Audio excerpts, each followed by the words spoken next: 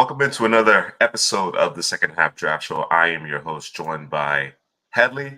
Drew is on the way, so it'll be all three of us this evening. Drew's trying to get a little sustenance. It's been a long week, hard week. Yeah, a little snack. You know what I mean? It's gonna be one of the not the longest, obviously, but a little longer in terms of our live stream here. We got a 2-round mock draft, and we're gonna do some trades in this one. We want to get some real life scenarios that we think could actually come up during the 2024 NFL draft, see how that might work out. I know there's a couple of teams that come to mind who may be interested in climbing the board for a QB. Certainly, there's more games to be played. We still got a month and a half, 2 months effectively of football left to be played. So that's going to change this order a bit, but you certainly can get a better sense of what teams are in need of as far as prospects in terms of positions.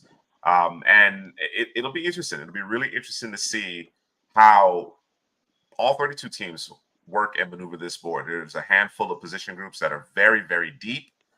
Some others maybe not so deep, but there's a handful that are quite deep. So you may see other positions that may be a little bit more shallow as far as the talent pool is concerned, pushed up the board, and teams take advantage of the depth at some other positions, i.e. receiver, for example, right? We're expecting 5, 6, maybe even 7 receivers in this first round. But I think considering how deep the class is, that may not necessarily be the case. So really will be interested to see how it all plays out. All right, let's bring Drew in here. There he is. There you go. There he is. Bro. The man of the hour. What's going on? I'm good, man. Oh, man. I see you, D-Kid. I see you. Hey, baby. Yeah. Better team won. I ain't gonna hold you. The better team won. What was the score? I'm not gonna hold you. It was a touchdown. I was mad it was so close. I was kind of upset. They had a chance to tie the game at the end. I had the possession, and your boy came in and threw the pick, man. Yeah. You know how it is, man. He did. That's what he do. Yeah, man. Some competent quarterback play perhaps changes that outcome, but it is what it is. Speaking of that particular contest, I think Keon Coleman had a big punt return in that game. I think the gunner just did a bad job. If he breaks down and makes the tackle, it's a different story. But he decided to go in there, 60 miles per hour, miss the tackle, set up a big punt return, and then he catches the fade. I actually thought Miami did a really good job against the 2 big receivers, Johnny Wilson and Keon Coleman. They really slowed them down. Miami did a really good job in the first half. Second half came out, no adjustments. FSU made the necessary adjustments and was able to pull away in the end. As you mentioned, Headley, 1-score game, but once Emery went down, obviously a really bad injury, compound fracture. That the bone breaks the skin. So that was a tough one to see. But yeah, man. Once Van Dyke came in the game, who has completely torpedoed his draft stock, it was a wrap. I called the INT, and about 3-4 plays later, there it was, the game sealing pick. So we'll hold the L. We got to hold the L over here with the Canes. We'll see how FSU fares come college playoff time. I don't know, bro. I don't know. We got to play the Gators first. Man. That's a rivalry game right there. You know, why you looking like that? Y'all, they trying you, Drew. You looking at me crazy. I don't know. I know the Gators got a lot of injuries, but listen. Stop. Leonard Taylor got banged up in that game. He got banged up a little bit in that game. Gators got issues, he bro. He wasn't completely healthy. Speaking of the Gators, last year, going into that Miami FSU game, I knew Miami was going to get ran out of the gym. I knew. I had seen how Miami had been playing throughout the season. Of course, they brought in 2 new coordinators, and of course, both were fired after one season. So I knew how bad that was, right? I'm seeing, maybe not for the same reasons, but after that LSU Florida game, man, I don't know what to make of UF, bro. I don't know how you feel about it, Drew. Do you feel like Florida going into the final game of the regular season against FSU has a chance? Or do you think it really is these guys have kind of folded up their tent and went home? What do you think? I think they folded up their tent. They went home. I think the Gators have done what they did with Ron Zook, which is we're going to go get us a great recruiter, but not necessarily a good coach, right? So I think that's a big problem for the Gators right now. I think coaching. I know what they want to do, but I just don't. There's a lot of game management issues, a lot of just bad play calling. You built to run the football, but we're going to pass it all over the yard. You know what I'm saying? Like it doesn't make sense of what's happening with the Gators in terms of offensively. Defensively, they don't have all the horses. They're trying to figure that out in terms of recruits, but offensively, there's no excuse for what's happening, and it's unfortunate. Yeah. I think FSU's probably next legitimate opponent will come in the Playoff. ACC championship. That's what I'm. No, actually, the ACC championship. Who that gonna be? Yeah. North Carolina. It'd probably be North Carolina. It could potentially be Louisville, but it probably wouldn't. Louisville's actually a top ranked team. Louisville playing well. Top 10 right now. So is Louisville's it's a division. I mean, it's a split into two divisions, right? So is Louisville on this? I don't know. Let me look, bro. Yeah. It's the coastal side, the Atlantic side. Is Louisville on? They're not on FSU side, right? No, I don't think they're on FSU. No, then I don't because UNC losing to Virginia, I think, cost them. So it's gonna be Louisville. Yeah, they need help. They need help. Yeah, they need help. Yeah, they need help. They need Miami. That's what they need. Miami Louisville play this Saturday. That's what they need. You need us, bro. You need us, bro. It's nice to be needed, isn't it? All right, man. Let's get into this 2-round mock draft. As Jake mentioned, Giants, Patriots, they're jockeying for position, trying to get their quarterback. We've had the conversation, and this is really the week with Drew back in the fold. I really want to expand on our conversation regarding Caleb Williams and Drake May and ultimately their performance and translating to the next level. I really do want to get into that. Of course, we do have this 2-round mock draft that we're going to do some trades. And as I mentioned at the top of the stream, we really want to talk about some different scenarios and execute a few trades here that are realistic in nature. We're still going to make selections based on what we think is best, not necessarily what we think is going to happen, but certainly the trade scenarios will have some real credence in terms of what's going on with the rosters. One of the teams that come to mind is the New Orleans Saints. They're in cap hell for one, right? And it's an older roster. They're tethered to Derek Carr for at least another year.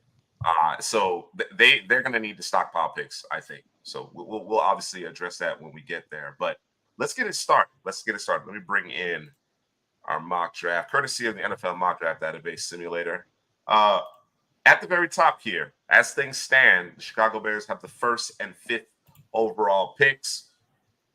Every mock draft we've done thus far for this cycle in season, we have gone quarterback here because we're anticipating Justin Fields will be on the move. We're anticipating a new coaching staff, perhaps a new GM here in Chicago. And if that's the case, it's all but certain that they'll be looking for their own quarterback, particularly with a pick here within the top 2 to 3 selections, right? And obviously here they have the 1st overall pick. So Drew, Helly, what's your thought process here? And who's the guy?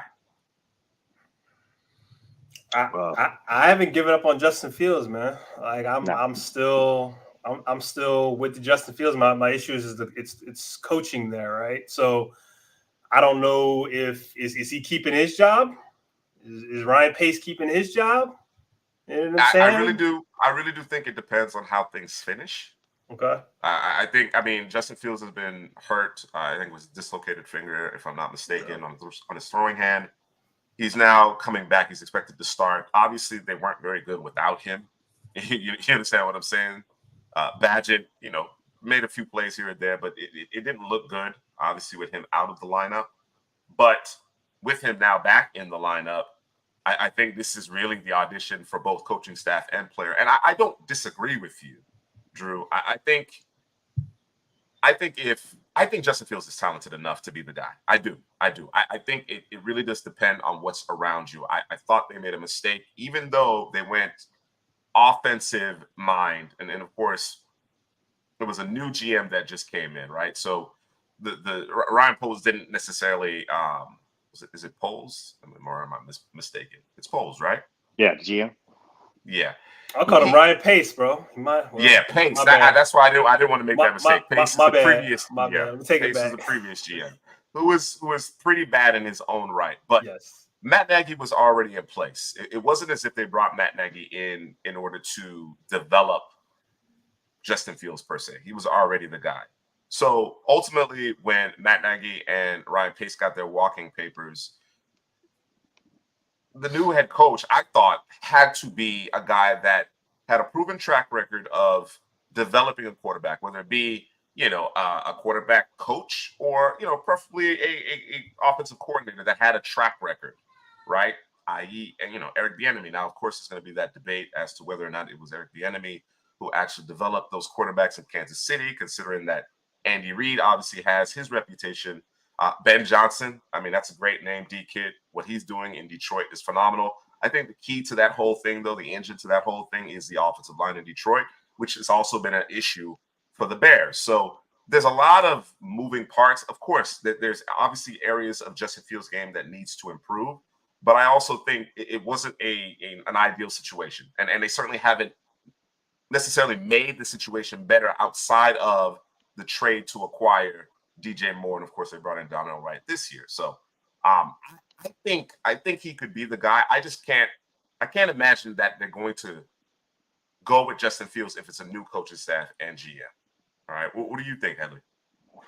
Yeah, for me, what the Bears should do, I'm not sure what they're going to do, but for me is, if you get a number one pick again, I think they did an excellent job last year trading down with Carolina, acquiring DJ Moore, getting more picks. And I think they should do the same thing again this year. I don't think they're a quarterback needy team. I like Justin Fields for the future. So, let's get him some more weapons. Let's get the offensive line better. Let's get him some more weapons. You got Darnell Wright in the draft last season. Let's go get that left tackle, to pair with the Darnell Wright. Also you got DJ Moore in that trade with Carolina. Let's go get him a Marvin Harrison Jr. to pair with DJ Moore. Get that offensive line right. Get those receivers right around Justin Fields and give him another shot. If he doesn't get it done, say another year or two with those weapons added, then we can move on from the quarterback. But as of right now, yeah, I'm sticking with Justin Fields and I'm getting the best player available, which I think is Marvin Harrison Jr. So, trading down with New England, the Giants or New England, they're staying in that 3 hole, because if the top 2 teams get, let's say, Caleb Williams and Drake May, at least I'm in the 3 hole to still grab a Marvin Harrison Jr. So you won't get a whole lot of pushback from me at this juncture, but I'll play devil's advocate. You got Drake May, you got Caleb Williams out here. You know how we feel about Michael Penix, right? Is it a mistake? You're sitting here, you got the pick courtesy of a trade last year. You're in a unique position because the first overall pick actually would belong to the Carolina Panthers. Of course, they traded up to select Bryce Young. So that's why Chicago's in the position that it is now. So it's thought to be a very good quarterback class. And we're basically saying, even though Justin Fields, while very talented, hasn't necessarily proved himself to be the guy definitively, right? We're passing up on a Williams, a Drake May, and in the hopes that Justin Fields gets it right. Are we comfortable with that? Yeah, I'm comfortable with it, because you throw a Drake May or a Caleb behind that offensive line, you probably see more of the same. Those guys are probably better than Justin Fields, but I don't think they're that much better than Justin Fields. So, it'd be more of the same to me, man, that we need an offensive line situated and we need another weapon, and if you put Caleb and Drake May, they may struggle as well. So, I'm comfortable with passing up on those quarterbacks, trading down, and getting Marvin Harrison Jr., which, I think we all agree that he's the best player in the entire class. I would agree. And listen, this is the box you put yourself in when you have a quarterback that could potentially be your franchise quarterback, but you have no idea because the coaching has been so poor, the offensive line has been poor, and you don't have the weapons. Like, you've created this thing that you don't know. It's a big mystery. So now you have an opportunity to go get you a quarterback, but do you want to spend that pick to go get you a quarterback? And then what do you do with the quarterback that you have? What is his value? Like, you've put yourself in this terrible situation, and it's and people are either I want Justin Fields and we're gonna run it with the Marvin Harrison or best receiver and an offensive lineman like Headley said, or I'm out on Justin Fields and we just gonna hit the reset button, right? But again, like Headley said, you still got problems. you got issues, right? So what do you do? I'm with Headley, man. I think I again. So we've made the decision that we're going to trade down. I do want to present this though. I think even though you have more issues than just whether or not the quarterback you currently have is the guy, as far as question marks are concerned, you have more question marks, right? Either way, you trade down, you recoup draft capital. I think there's going to be a market for Justin Fields as well, right? It's not a complete sunk cost because of the trade that you made with the Panthers. I imagine you can get a day 2 pick, possibly a second round pick for Justin Fields. There are so many quarterback needy teams. I think the talent obviously is intriguing enough. He's shown enough flashes for somebody to take that on for the next couple of seasons. You get to also leverage a 5th-year option if you're so inclined. So I think there's a market for him regardless. Of course, the Bears traded away their second round pick in order to acquire Montez Sweat. So you can trade out of this pick, right, and say, okay, we're going to ride with Justin Fields and potentially get that second round pick back, or you could move Justin Fields and recoup that second round pick and still use one of these, the first overall pick in this instance, in order to get the quarterback. So I think Chicago has a couple of different approaches, and they have the assets so that they're not necessarily hitting a hard reset, right? They may be going in a different direction at the quarterback position, but I don't think it's a complete reset considering the way that they've set themselves up. All right, so let's talk about this trade, man. Let's talk about what this trade should look like, what it should entail. Well,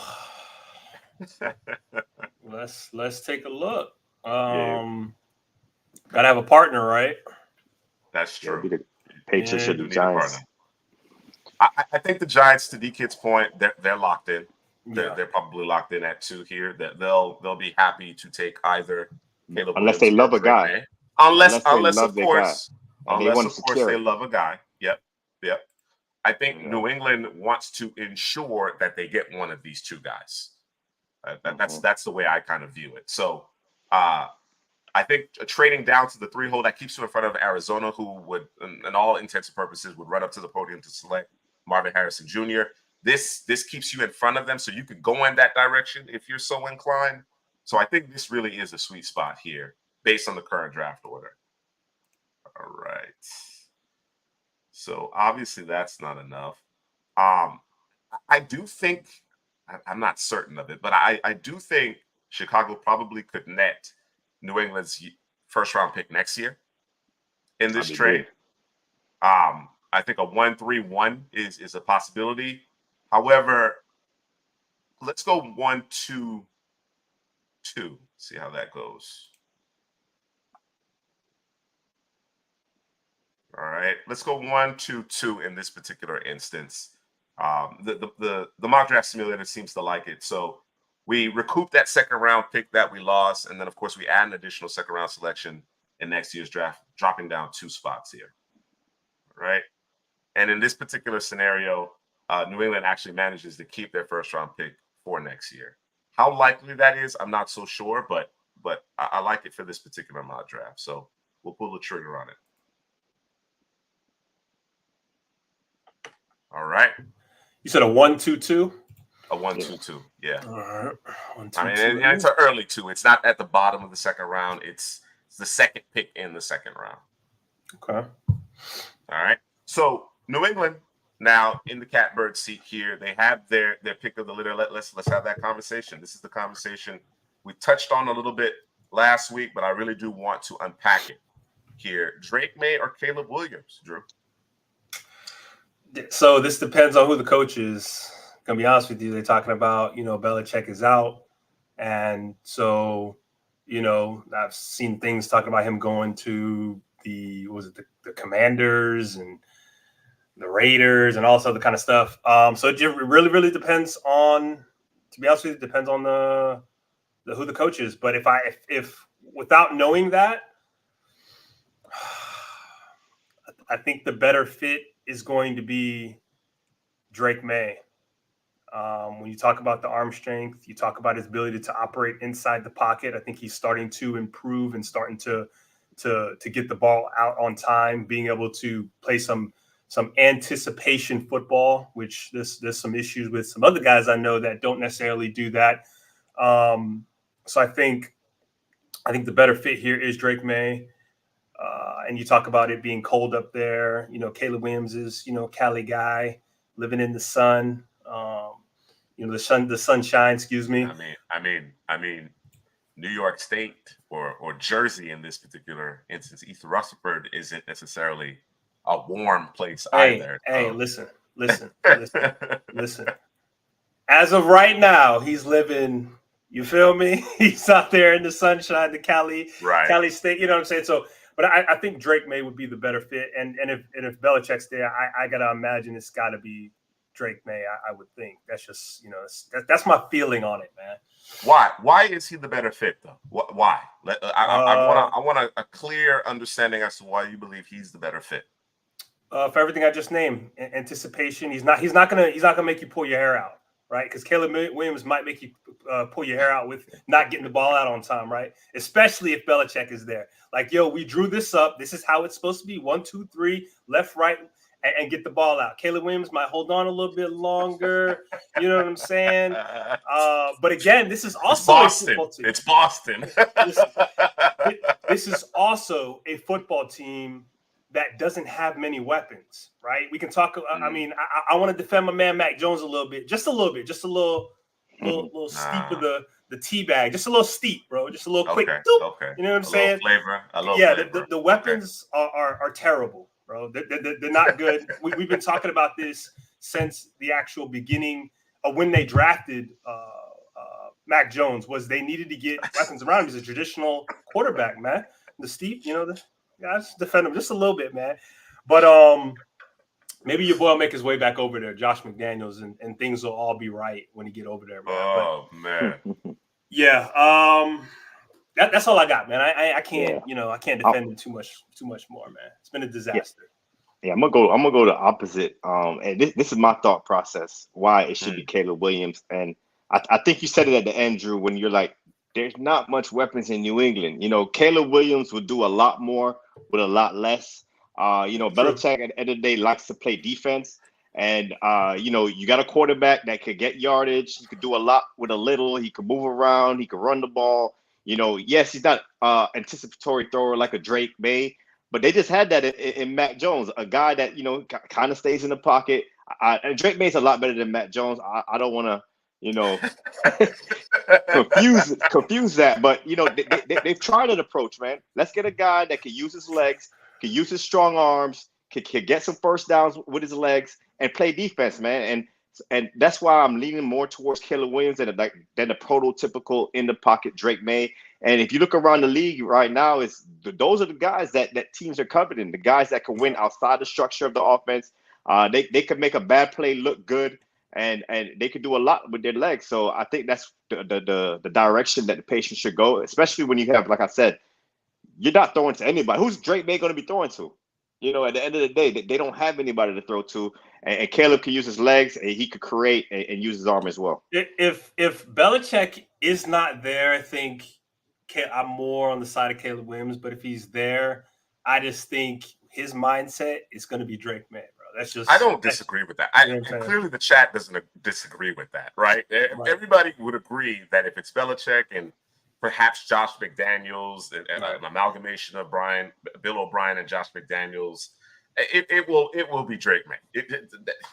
Let's call a spade a spade. It'll be Drake May. But I agree with Headley.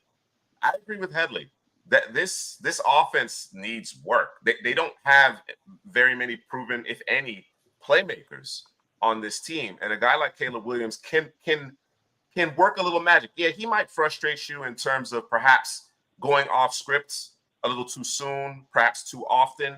I think some of that is overblown because I think the USC offensive line has been awful, and I don't know that their actual route concepts and play design actually has solutions, answers for free runners at the quarterback. So Caleb Williams has to be that guy.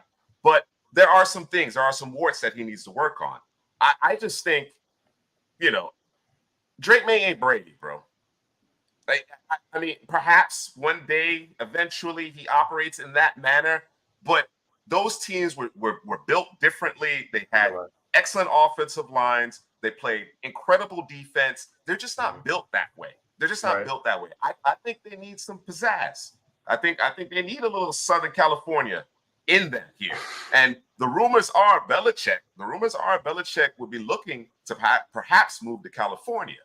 You know what I'm saying? He might be the next coach of the Chargers. You understand what I'm saying? Now, of course, they have Justin Herbert there, but he might be doing the Cali. He might be doing the Cali vibe. You understand what I'm saying? So let's go with Caleb, man. I know DK wants him in New York, but I think Foxborough, I think the Patriots, they need an injection of what Caleb Williams can bring to your football team. So let's go Caleb Williams here. And another thought process, I just thought about as well is, a guy like that, like Caleb Williams, that plays a lot of outside the structure, will be kind of forced to play in a structure in New England. They're going to try to get him in their office. And we've seen a guy, Patrick Mahomes, that he was very schoolyard, backyard football, outside of structure. He went to an Andy Reid system that put him in structure, and you see him blossom. So maybe Caleb Williams need a guy like a Belichick and that coaching staff to kind of, get him on time, man, get him checking it down. Because the offense right now with Lincoln Riley, it looks a mess right now. It just, like you said, the offensive line's not good, but it's nothing easy. Everything looks hard. They try to force it to Rice a lot in coverage, and they're not checking it down to the running backs. They're not using any tight ends. It's just everything looks difficult right now at USC. And maybe Belichick and his staff could get his hands on Caleb Williams and mold him into potentially a Patrick Mahomes like in Kansas City. I actually have a little bit more faith with Brian Daboll. I'll be honest with you. I have a little bit more faith with Brian Daboll. I just New England, we're so far removed from the type of football that they want to play, right? They're so far removed from that. And we've seen Brian Daboll, at the collegiate level and at the professional level, working with a young quarterback that obviously has all the tools, but maybe a little rough around the edges, and really turn that into something in Josh Allen, right? I actually, to DK's point, he believes Caleb belongs in New York. I think that's actually the better fit.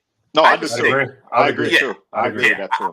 I just think New England, and it isn't to say that Drake May doesn't have the playmaking gene. He does, but he is not forced, nor has he been in the position that Caleb Williams is in currently and played as high a level as Caleb Williams. It's been a very high level, don't get me wrong, but that when that free rusher is coming, when that guy that you cannot account for, you don't have enough to block, is coming, I have more faith in Caleb Williams being able to handle that than Drake May.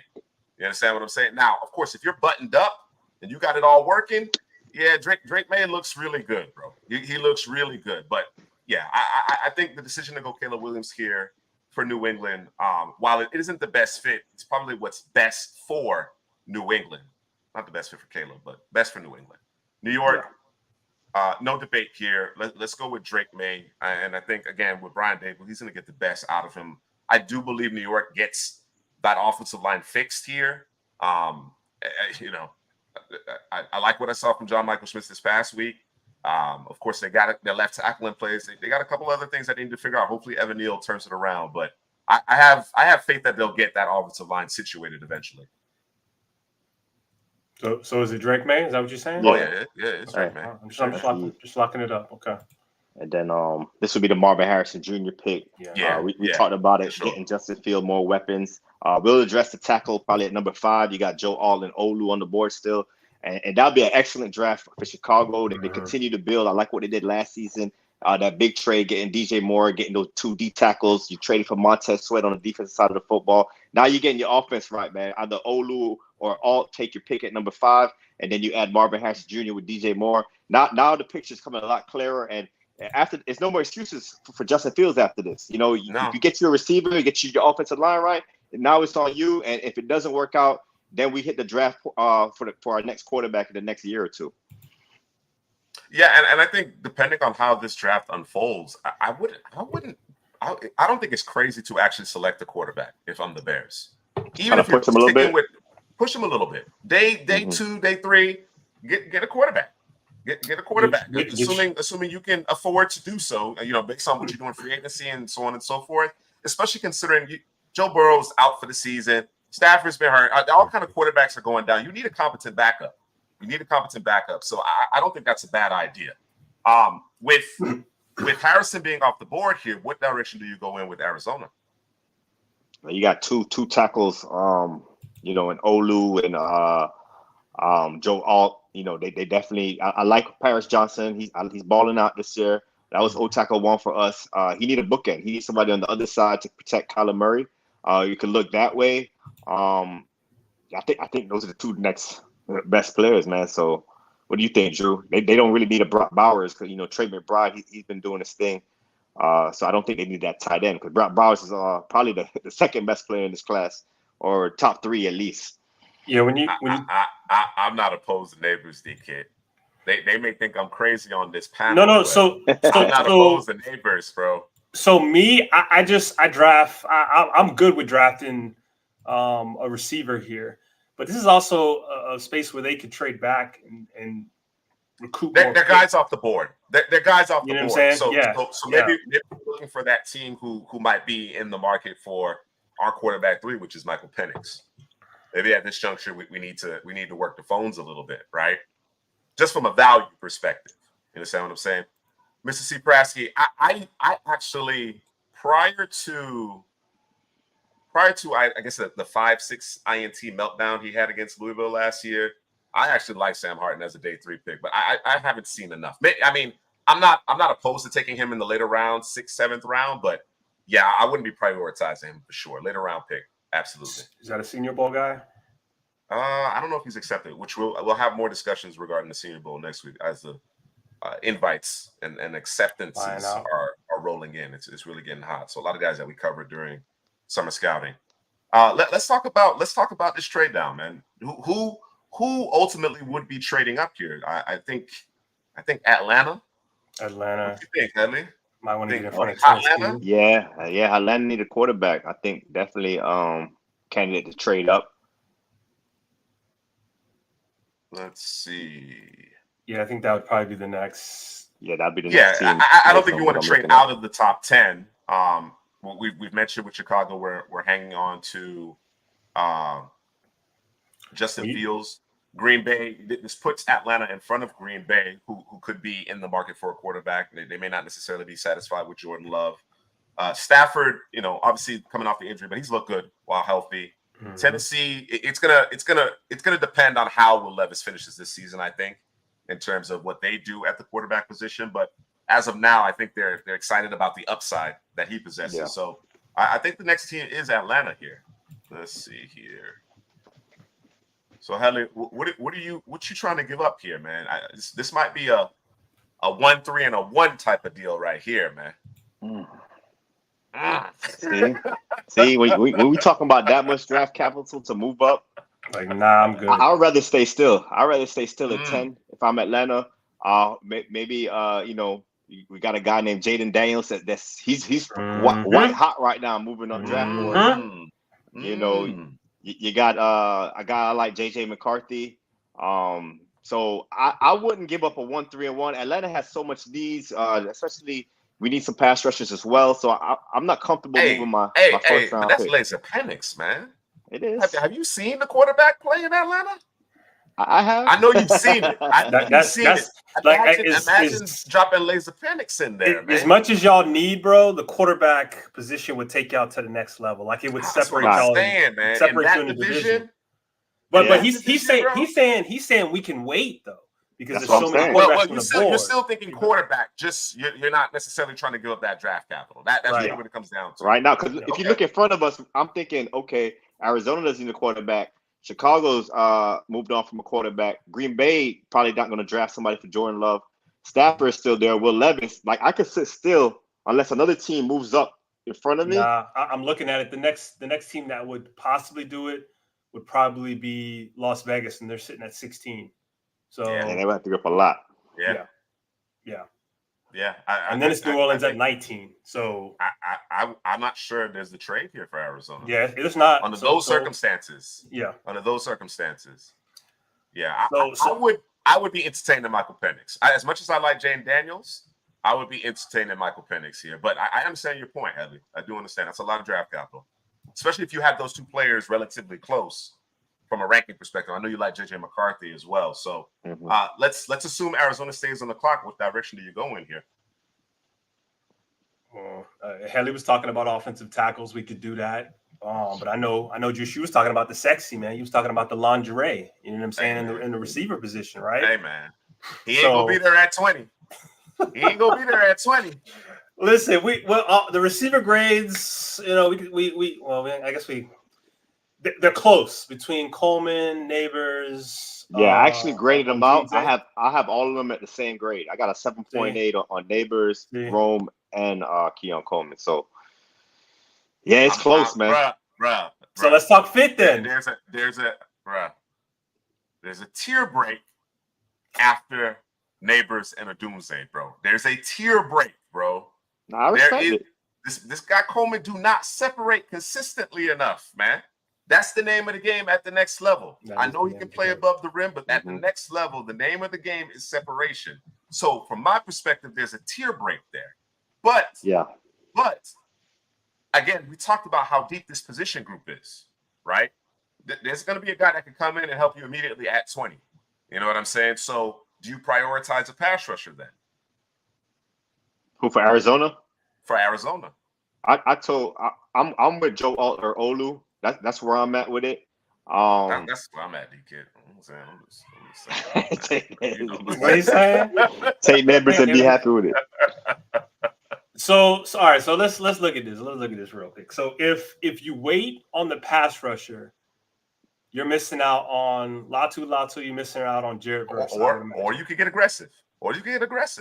And trade back up. You have the draft capital to get aggressive if you want to.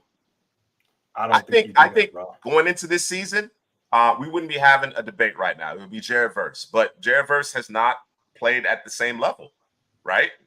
You know, I mean, I know certainly teams have a better understanding of what he's capable of, so he gets a bit more attention, but he hasn't been the difference maker that he was a season ago.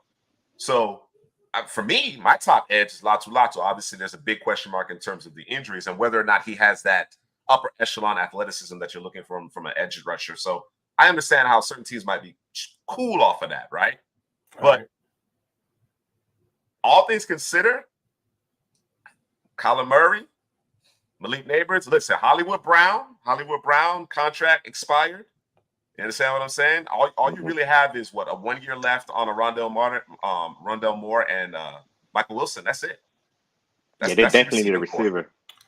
So I'm looking at the OTs because I know, Headley was talking about the tackles. I think you can wait on the tackles. You can have a guy fall to you. You could probably get a lot of tackles in this class. But you already have Humphreys. So what are you doing on Humphreys, Paris Johnson? Those are your current tackles. Yeah. I guess y'all like Humphreys a lot more than I do. I'm ready to put an upgrade over Humphreys over there. But you talking about? You can't say top edges, JT. Yeah, I think he been beating that drum. Yeah, that JT I know that's his guy, but top edge. Oh no, man, he ain't better than Latu, bro. No, he ain't better than Latu. Latu got the injuries concerned, so that's probably what's gonna hurt him. Yeah, D-Kid don't like Latu like that, man. I think D-Kid got like a second round grade. D-Kid need to reassess. If you ain't talking injuries, you got to reassess. But if you're saying, okay, let's start DJ Humphreys, on the left side of that offensive line, the pick will be either edge rusher, Latu, Verse, or the wide receiver. You go sexy and go get the wide receiver. But we see Arizona, I don't know, man. I don't know. I think the wide receiver class is deep also. So maybe you secure that edge rusher, man, because after the first round of the edge rushers, it's a fall off after that. So maybe you secure that edge right here at number 4. Yeah, let's do the edge, bro. I'm with it.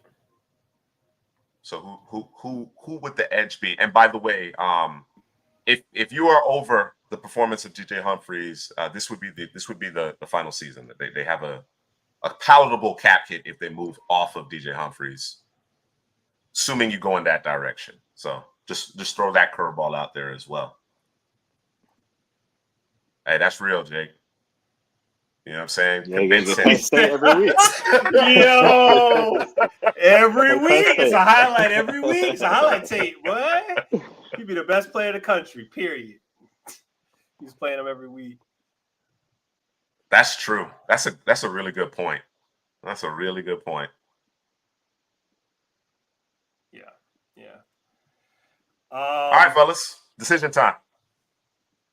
So, Haley, who do you think is a better fit for Arizona? I haven't watched a lot of Arizona football, so I'm not sure who would be the better fit if we went receiver, right? If we went receiver? If we went receiver, but edge, I'm gonna give the nod to Verse because of the injuries of Latu. I'm gonna just lay it out, bro. I'm gonna leave it there, bro. You go with that, Headley? You go with Verse? I'm a big Verse guy. So I understand the issues with Latu, the neck, the injuries there. So it's number 4 pick. We're paying a lot of money, big draft capital. Go with the safer option, Jared Verse. I'm good with that. All right, Jared Verse is the pick. Puts Chicago back on the clock. Obviously, traded down, added some draft capital, not only in this draft, but next year as well. We get the best prospect in the draft with the 3rd overall selection of Marvin Harrison Jr., and now we shore up the offensive line. The question becomes, is it Olu or Alt? And Olu is coming off of perhaps his best game as a run blocker. I think that might be where Alt may, as things have come closer, may actually have the edge. Fashanu really got after it this past week. So which tackle do you take here, bro? Come on, bro. Which tackle do we leave Jake with Green Bay? That's really we're going Olu here, and the Bears have drafted the best 2 players in the draft, bro. Ooh. Let's go, bro. 1 and 2. 1 and 2 for Drew. Man. All right, and they got a trade down, bro. You feel me? Like trade down. Was A+ going on, man? Beautiful. All right, Olu's the pick, followed by Joe Alt. Hey. Jake, this is it. This is what it is. All right. This Joe Alt. Zach Tom doing his thing, and Joe Alt, man. All right. I think things get interesting again. So those last couple picks are pretty chalk, I think. I think it gets interesting here again with the Rams, right? They have quite a few needs, really at every level of the defense. Shout out Joey. What's going on, man? And of course, they need to improve their offensive line. There's some guys who have underperformed, and they've dealt with some injuries there as well. So what do you think? What do you think about what the Rams should be focusing on here? Look at the Rams with a 1st-round pick, man. Look at them. This is weird. This is strange, bro. It's unfamiliar territory, man. I'm thinking cornerback 1, man. Kool-Aid McKinstry. They traded Jalen Ramsey. Getting that back end right. I think they got some good young players that they drafted last season. Kobe Turner, they Byron Young. They cleaned up day 2, day 3. They cleaned up. They got your boy Nick Hampton. But I like what they did there in the draft. I think the back end is kind of where they struggle on defense. So we talked about cornerback 1. It is Kool-Aid McKinstry, and then after that, there's a tear break. So why not secure Kool-Aid McKinstry, who could be the best defensive player in this entire class as well? Yeah, I ain't mad at it, bro. I'm not hating it. I'm not hating it. Yeah, I know that. I like his running mate too, Terrion Arnold.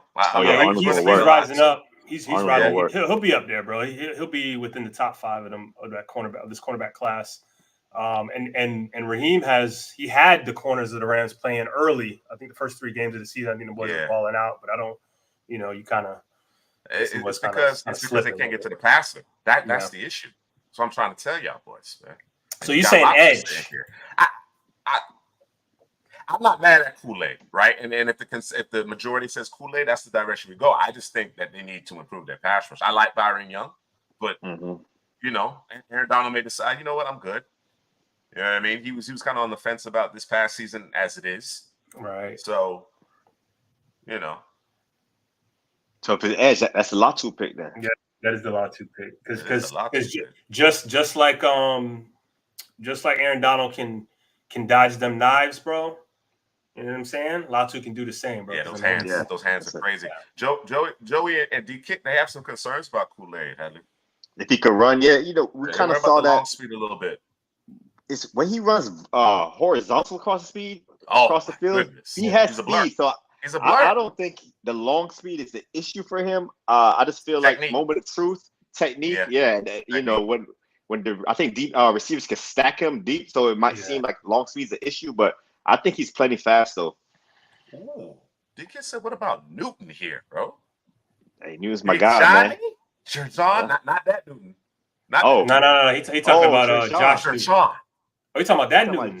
Yeah. So I thought about Jerjon, but I said I was still thinking Aaron Donald's still gonna be there, so we don't necessarily need to do that. But if Kobe Turner. And Kobe Turner. But if Juice is saying, hey, Aaron Donald's really kind of I don't know. He was on the fence. And Newton's a guy you can put, you don't have to line him up inside. You can move him kind of wherever you want. You know what I'm saying? So that's not a bad pick either, bro. I actually like that one, D-Kid.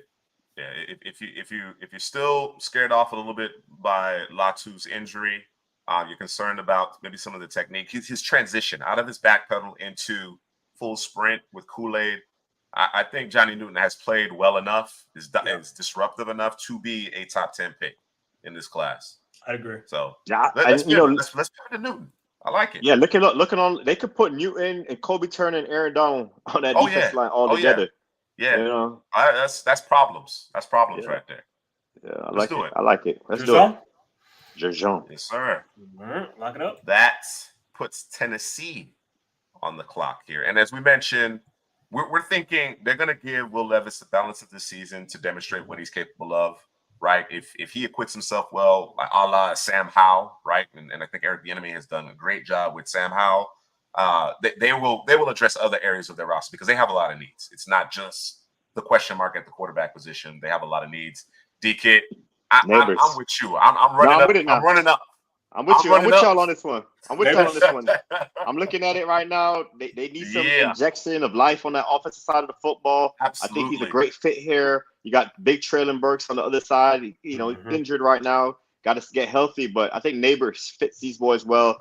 Will Levis has a big arm. He can hit him, man. So, yeah, I like Neighbors here, too, to Tennessee. Bro, I know why you like Neighbors here, bro. Just to guarantee you got your pick of the litter, the quarterbacks that are left, bro. I understand. I got you, bro. Panic small, bro. Panic Smalls. Nice. I told y'all that we didn't have to trade up. You didn't. It's already written, bro. It's written already, bro. It's coming to us. All right. Let's go Neighbors here. I think they need the juice. Absolutely. Penix falls in the lap of the Falcons, and I think he gives this offense some legitimacy. The passing game, he makes it dangerous, bro. Absolutely. Yeah. We should actually see the full breadth of what Drake London and Kyle Pitts can do. I still think you need a guy who can stretch the field, but as we've mentioned, plenty of those guys in this particular draft class. So Michael Penix to the Falcons, 9th overall. That takes us to Washington with the 10th overall pick. They have some question marks on the defensive side of the ball, as well as the offensive line. I don't know if I can pass up Brock Bowers, though. Yeah. I know Drew wants him to fall to Tampa Bay, though. I do.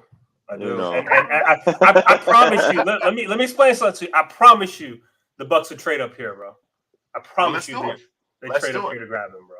Let's do it. What are you willing to offer in order to move up one spot and acquire Brock Bowers? Let me take a look, bro. Let me pull it up. Where they at? Let's start with Washington here. Now we go Tampa Bay. We'd have to go to next year. Do you do a swap here? What you got? I don't know if that's enough. No, you gotta throw something else. Yeah. You gotta give the 2 and you take back the 3. You willing to do that for Bowers? Yeah. You want to say no? I say it's too much. Oh man, take off the 3. How about a 4, bro. No. See, the Bucks are giving up too much. Oh, the Bucks are giving up too Get back much. to 4 then. Yeah, it is. Can we take a late 4? Yeah, there we go. Yeah, lock it up. Right. Lock it Lock up. it up. Lock it up, man. Hold on, let me get that.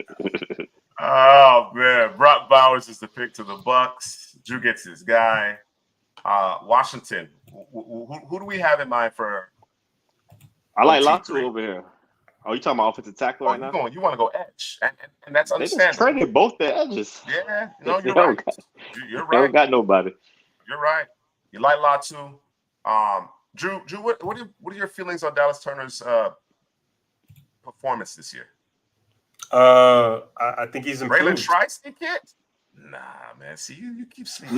He said got to go edge for the Commanders. Oh, for the team. Okay, there you go. That makes sense. Yeah. That makes sense. Drew, your thoughts on Dallas Turner? I think he's improved.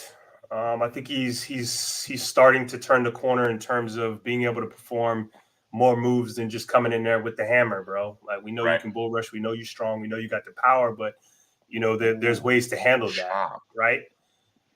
That's Headley's guy right there. Chop. Hey, listen. Will Chop be we had some question marks after watching Chop during summer scouting. We were like, yeah. But the Chop we've seen this year, okay, we get different. That explosive, that first step, bro. That first step and then closing. It's rivaling Jared Burst right now. You know that first step. So I agree. I agree. All right, we're not as big on JT as a lot of people, man, because he don't always show up. There's inconsistency I like there. I think he needs coaching. I think the motor. I think that the talent is in place. I think he needs more coaching.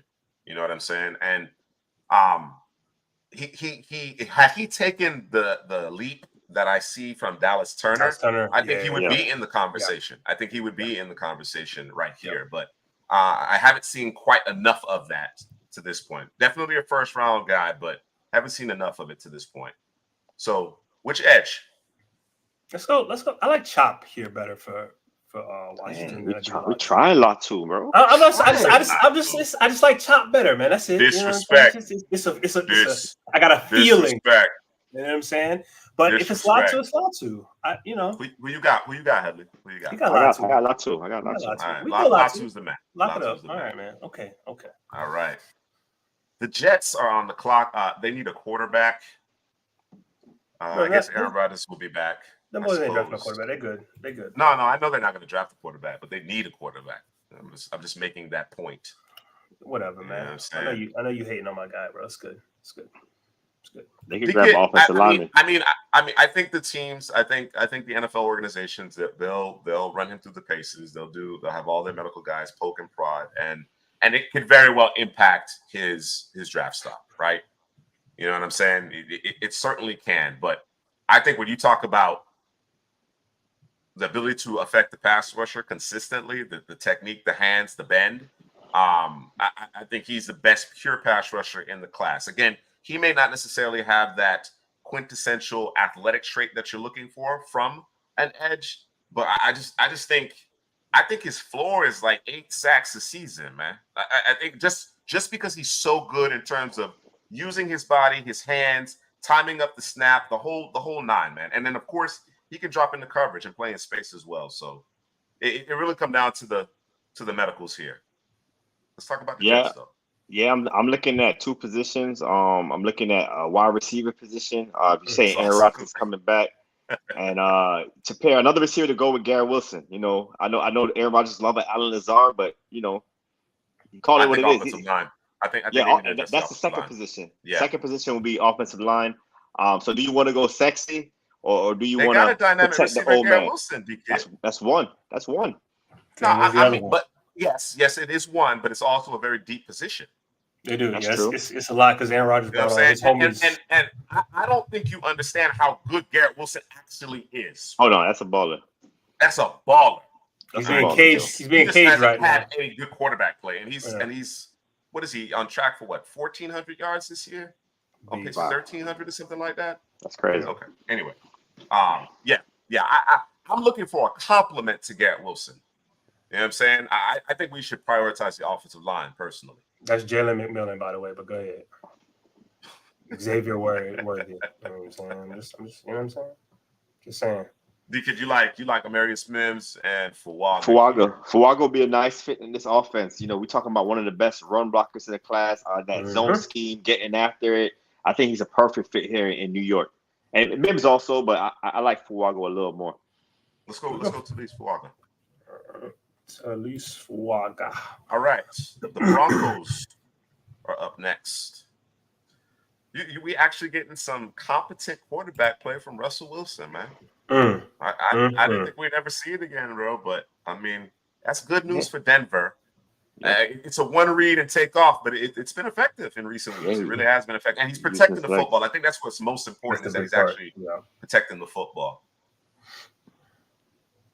You want to go chop here, bro? You got Nick Bonito.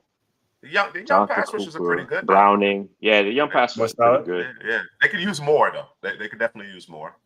Damari Mathis is opposite PS2. You could probably stand to sure that up. Improve that position.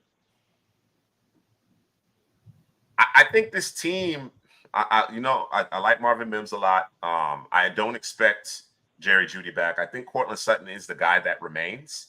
I think they could go receiver, potentially. Yeah, for your 3 receiver set with Mims, Sutton, and somebody else if they move on from Jeudy. Yeah, I don't see a scenario where both Jeudy and Sutton are playing in Denver next year. I don't see a scenario. Well, next guy up would be Keon Coleman over here in Denver. Odunze. Or Rome. Oh, yeah, I forgot about Rome. Rome Odunze. I actually like Rome over Keon Coleman. So, yeah, Rome. Or you want to go Rome? Let's go Rome. Let's back it up. Do it. A very poor run defense here too. Very, very poor run defense here in Denver. All right, no second round pick. I do like the idea of adding Rome, but what about a potential trade down? A D tackle. Let's get a D tackle. You got your boy Mason Smith. You got Leonard Taylor, who's third. We know we like us some Michael Hall. Looking. Who on the board? Who on the board right now? Do you think a team? We may not necessarily know the team, but who? Yeah, come, go and get right now. Maybe a Keon Coleman, a receiver needed team. A Chot Robinson, somebody wants an edge. Or Kool-Aid if somebody needs a corner. Yeah, it'd be Kool-Aid. It'd be Kool-Aid or it'd be Chop here. Or the Chargers are definitely in desperate need of a corner. But they're sitting here at the 14th overall pick. So we're talking about playoff teams at this point, looking for a player to kind of put them over the edge, I suppose. The Bills, they could be aggressive if they want Keon Coleman. That's true. That could be an aggressive team there. Buffalo for Coleman. Oh yeah, I like that. You're reading my mind. Yeah, I like that. To see Prescott, you read my mind on that one. Yeah, let's do that, bro. What's that look like? All right, let's see what that represents here.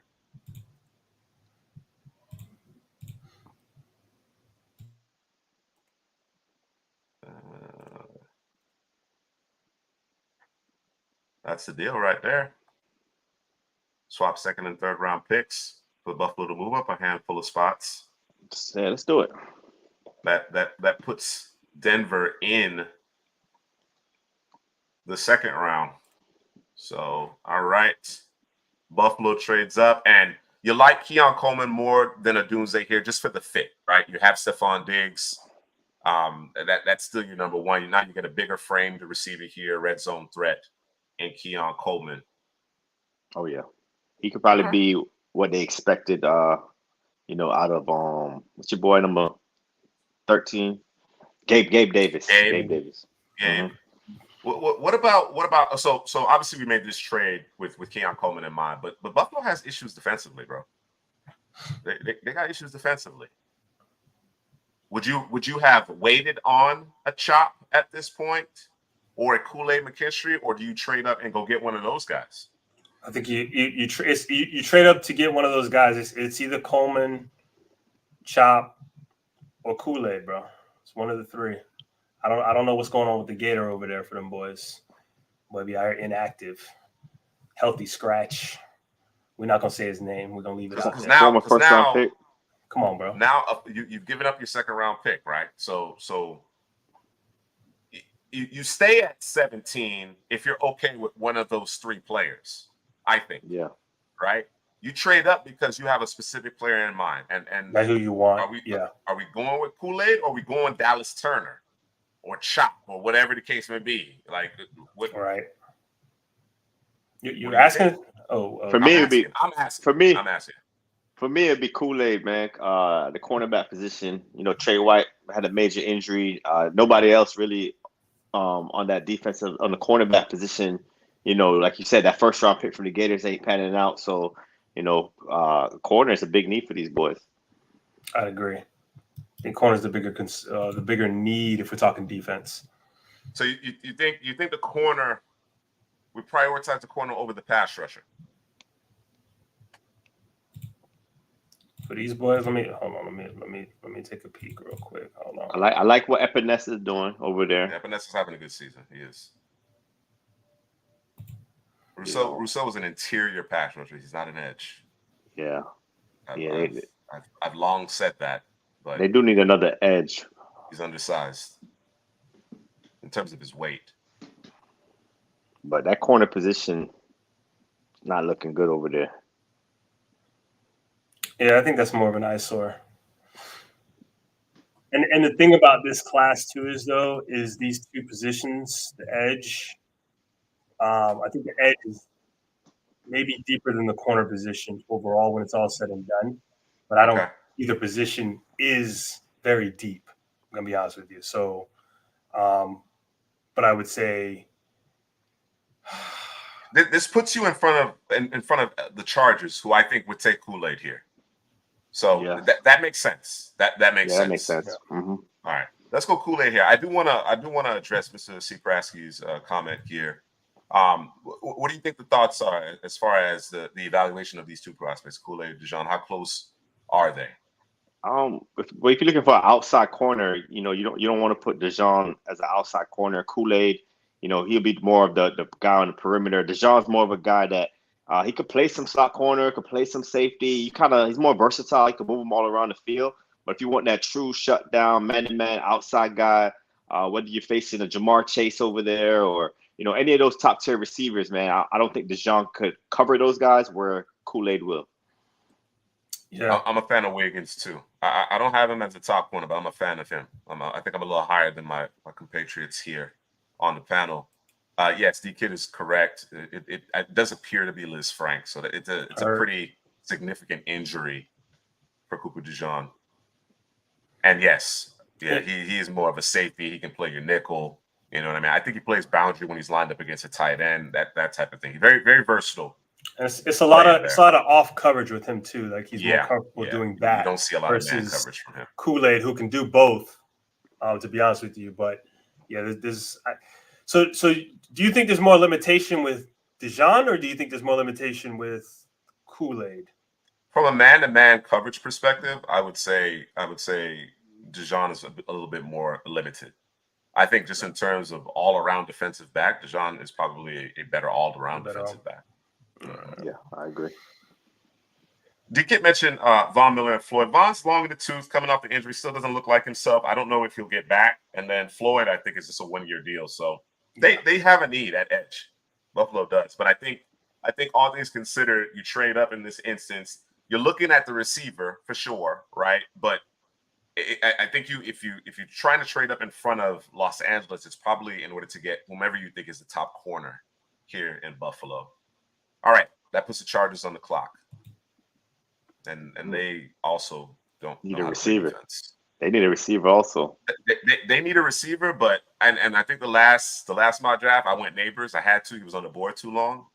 There's no Neighbors on the board this time. Neighbors isn't on the board this time. These boys are terrible. They're terrible defensively, bro. They're terrible, bro. Yeah. They can't finish games. No, they can't. Doesn't matter how many points they score, though. They cannot finish games, bro. They can't get off the field. That's an interesting thought here, DK, that we didn't really delve into, because I do think there is some underlying discontent there with Diggs. You know, whether or not he wants to be in Buffalo, whether or not he's satisfied with, whether it be the contract or whatever the case may be, the play calling, whatever it might be, that is interesting. That's interesting. Of course, if Diggs isn't the guy, then you're probably going to recoup some draft capital if he's on his way out. Yeah, for the Chargers, I'm looking at corner or receiver. Mm-hmm. Those two positions, like they just got Kool-Aid. Buffalo jumped in front of the Chargers. So the next corner, that's the debate right now. Who is the next corner after Kool-Aid? A lot of guys, we got a Caleb King out there. We talk about DeJean, but he's hurt right now with the Liz Frank injury. My boy Josh Newton, Nate Wiggins from Clemson. So there's a lot of names at corner, but them receivers, man, Keon Coleman and Roma Dunze, it'd be hard for me to pass that up. So you're thinking address the defense day too. That's with these receivers still on the board. Sure, I would address it probably day two. And the point I made about the Chargers as far as the receivers last week was the fact that I'm not a big fan of Quentin Johnston.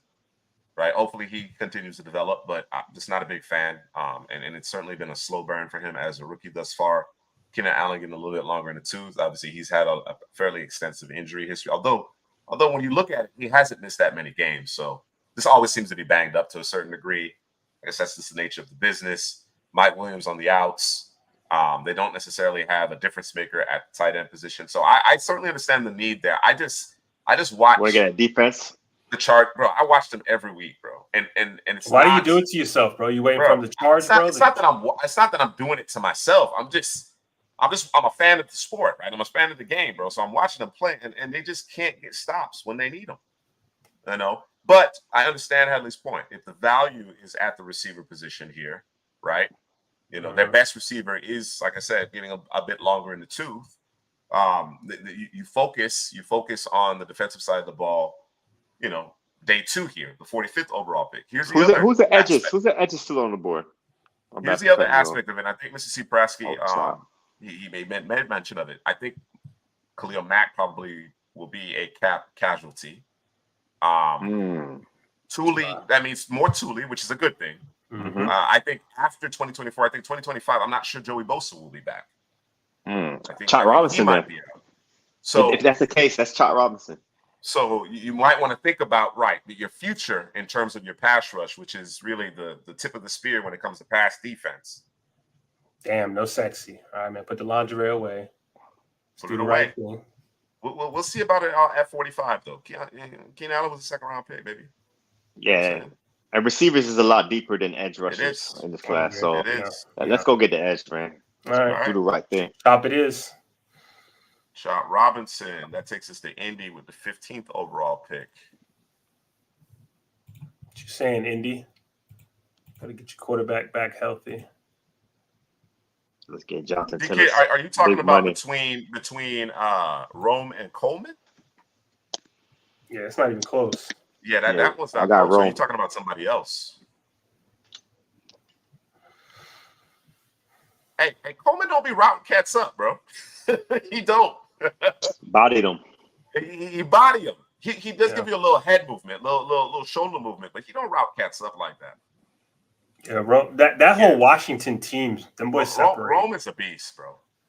Rome is a beast, and Mr. C. Preston, I like it.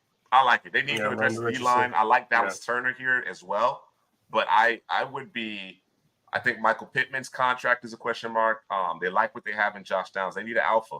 They need an alpha. So Rome, bro, let's do it. Rome, let's do it. Let's get it. Vegas is on the clock. Here we go. We don't need to discuss it, QB, bro. It's not now. Actually, the position. We know what the position is. The discussion is who are we taking? Oh, Listen, man. Who's QB4? It's Jaden Daniels, bro. I got Mr. Daniels. I got Mr. Daniels right now, man. I could be overruled though. Well. I'm only one vote. I want to hear what the chat has to say in terms of who they believe the next quarterback should be off the board. The kid has Daniels too. Yeah, so, Daniels. It's kind of hard to argue what he's been doing this season. He's getting better. He's a dark horse, bro. You see him layering balls now, just doing a lot better things with his arms. Because we knew he could run. We knew he had the legs. He has that burst once he gets in the open field. Like I always say, you got to protect yourself a little better. But he opens it up, man. JJ McCarthy's been like wrapped in this little box, man, with saran wrap. Like we haven't seen JJ McCarthy, man. Like right. You know, we got glimpses of it last season. Yeah. But right now we know what Jaden Daniels is doing, so I can't argue it. What? I wasn't it. That even crossed my mind. You said dark horse, bro. No, he was my dark horse. No, go back to the beginning. I checked the tape. I checked the tape. Here's what you said. Here's what you said. What'd I say, bro? You said, I think you were going down the path of dark horse. You actually said it on a poll that dark horse for Heisman. For the Heisman. Yeah. But the tape, you said dark horse for something else in a different manner. Oh, right? Okay. And I think the question was, so it's all in the same sphere. The question really was whether or not we thought he had an NFL arm as far as arm strength, right?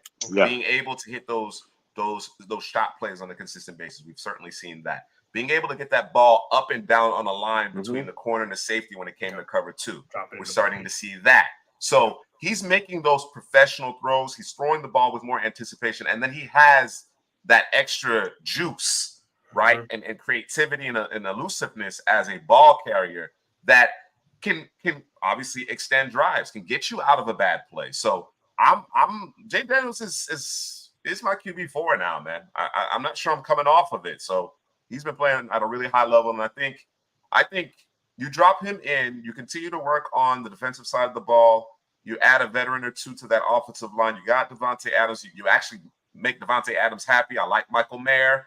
I think the Raiders could make a little noise. I think they could start to make a little bit of noise there with Jaden Daniels at the controls. So let's go, Mr. Daniels here. I want to say it's Jaden Daniels RG3. No. I think the offense RG3 ran at Baylor was less sophisticated than what they do in LSU. I'm not saying what LSU does is, prototypical necessarily, but less sophisticated. It was just a numbers game, really, in that particular spread offense. And that's a big concern for me too, Joey. Because in the NFL, those guys are going to hit a lot harder, and if he's running up, he runs upright. Listen. It's like he doesn't even have vision out there. He's fast. It's kind of like Anthony Richardson a little bit too. Those guys are fast. Once they get they full head of steam, they could go. But you got to know what's coming left, what's coming right, what's coming right in front of you. He don't even see the ones coming right in front of him. So he just got to protect himself. That's the crazy part. That's the crazy part. Yeah, he got to protect himself. It's not good. All right, Denver on the clock. Of course, we traded down. The Bills traded up, ultimately selected Kool-Aid McKinstry. Denver trades down. They swap picks in the first round, and they move into the second round and out of the third. So they move up into the second round with their second selection here in this 2-round mock draft. So what do we do at 17 for Denver? We talked about it. We talked about, what that receiver room might be looking like moving forward. I think Keon Coleman certainly is part of the conversation. I think we could add a Dallas Turner to that mix of edge rushers, that young group of edge rushers that they have. Yeah. Offensive line, you like Bowles, you like McGlinchey. They paid both, so those are your guys there at tackle. I think it might be time for your boy Keon Coleman. I think it might be time. We talked about that run defense, didn't we, in Denver? Yeah, it's bad. Needed a big boy. Bad. I don't know if the value's there right now, though, right? You would think. Would you Leonard Taylor? Yeah. This would be another if you're going for one of those guys, I think you have to trade down one more time, or you might be able to scoop one of them guys at 48. Or you could. I like Turner. I do like Turner though. Coleman. I like Turner and Coleman here Because Turner, you know what Turner gonna do in that run game. Yeah, he gonna stir it up. He certainly helped himself in terms of becoming a better pass rusher this season, but he's gonna certainly set a physical edge for you in that run game. Yeah, let's go Turner then, man. We say we need help on the run game. Turner could give you that. I know you need a wide receiver, but you got a Sutton and a Mims, and like we always say, the wide receiver class is deep. They should be able to get one there at 48. All right, Dallas Turner is the pick. Do it. All right, Cincinnati. We know that the receiver room is going to be bare. Here we go again. We still having trouble protecting Joe Burrow, man. So maybe not at 18, but at 49, we need to shore the offensive lineup. Jonah Williams in the last year of his deal, they got a terrible left guard. Volson, he's not the answer there at left guard. We have to address the offensive line at some point, even if it's not at 18. It's hard to pass up Coleman here, though. Yeah, especially with T. Higgins. Yeah, especially and Tyler Boyd. And Tyler Boyd, both of their contracts are expiring. So I think Keon Coleman is the pick. Yeah, I like Coleman here too. All right. We have New Orleans on this clock, and I don't know. Latham is a good one too, D-Kid. I think Latham was a reasonable one as well. It's an issue. I don't know that they actually may bring Jonah Williams back though. He's been solid at right tackle. Of course, they paid Orlando Brown. I think if they can shore up the left guard position, I think they'll be in much better shape. But to your point, Jonah Williams might be on the move as well. New Orleans, Drew, explain this to me, man. What's the problem? The boys old. Yeah, the defense. and they're old. They're old and they have bad contracts. Like even the players that they locked up, if you go and you look at those contracts, they're terrible. They're locked into those contracts. There's nothing they can do. Those contracts have to be played out. They are bad. They're contracts. that bad. There's a lot of bad contracts. And this is the reason why at the top I said that this might be a team that needs to think about trading down. Yep. I don't know if we do it here, but it may be a team that needs to trade down. I think tackle is an issue. Trevor Penny's gonna have to play, but I don't know if he's ready to play tackle. He might have to be a guard, bro. To slide in the guard, yeah. He might have to play guard. And the other biggest problem with this team too is they play well enough to where they kind of play themselves. They're in purgatory. Yeah, you're right in the middle of the draft or right towards the middle end of it. Like it's just, and now you're just kind of okay. Well, who kind of falls to us, right? It's just. Yeah. D-Kid suggests perhaps going JT here, pair with Brizzy as you rebuild that defensive line. Yeah, I like that too. I do like. I like that too. Cause we spoke about it, man. That defense is getting older. A lot of 34-year-old defensive players. Cam Jordan, Demario Davis. He's getting older as well. So back end. Yep. Yeah, man. You drafted Falski last season. So let's get a JT, Brizzy, Falski. Let's get some young guys over there and get after the quarterback. All right. Arizona, we actually didn't move at all in this case. We went Jerry reverse with the 4th overall pick to bolster that pass rush. We decided not to go. I say we loosely. Okay. We decided not to go with Neighbors. All right. This could have been a team that trades up for Coleman, actually. Yeah. I agree. Team, this is the team that probably needed to be aggressive, whether it was Odunze or Coleman trading up here. But you got Emeka Ibuka, you got Adonai Mitchell, who I think could find his way into the bottom of the first round. I think he's creeping, bro. I think he's Franklin. Creeping. We like Leggett. Polk's a guy I like. What about Brian Thomas, though? Am I the guy you can get at 35? There's a high for Brian Thomas, but I wouldn't take him at 20. There's a high for him. See, my thought process here, you got JC Latham still on the board, shore up that tackle, and maybe come back receiver at 35. Unless you guys want to grab the receiver right now. I like Tez. Yeah. No, I don't know that I would necessarily take the receiver right now. I think the question, to your point, Headley, from an offensive perspective at this juncture, would be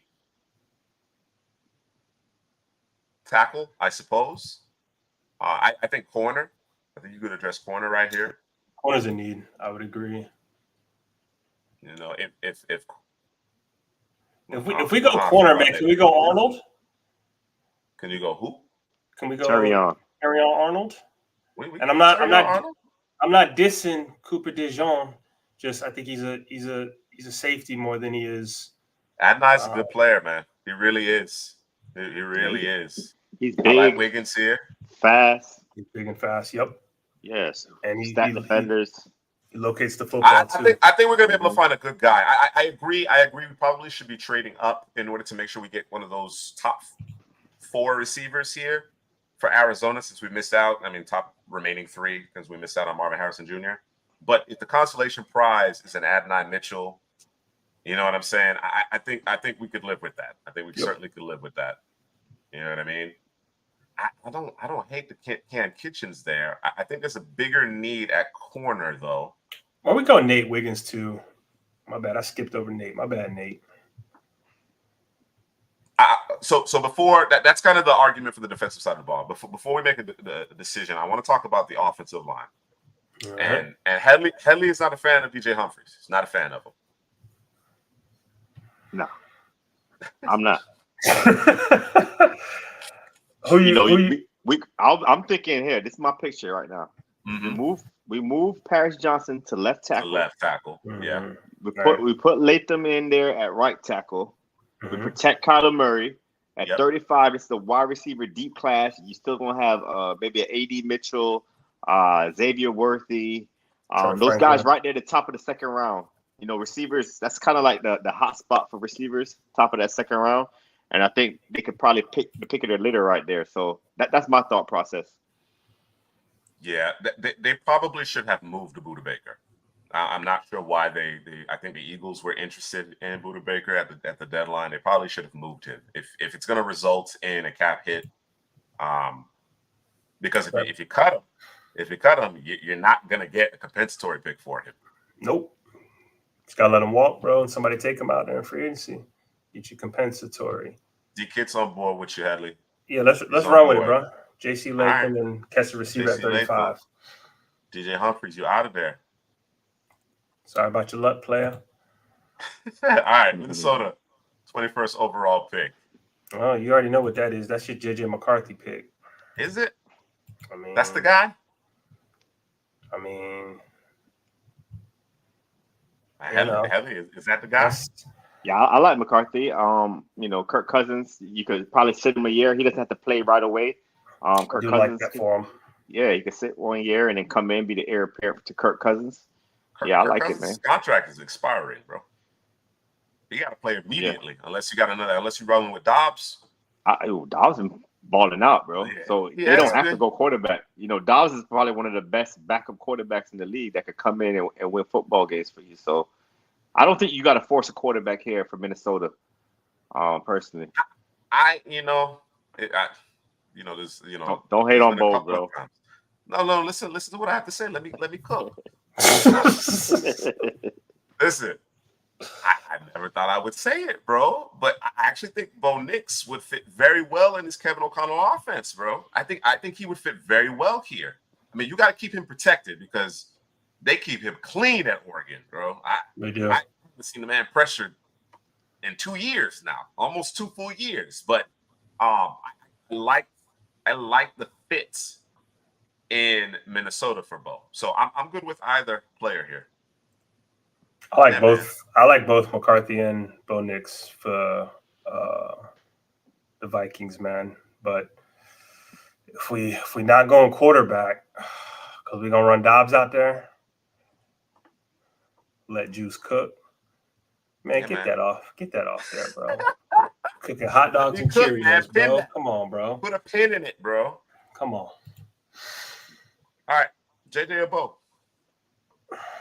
So we going quarterback. All right. Or I mean, what's your thought process? What other position would you be considering here? Man, somebody on the defense. Maybe an edge. Yeah, I think an edge. You know, I think Danielle Edge Hunter would out be a of good there. fit.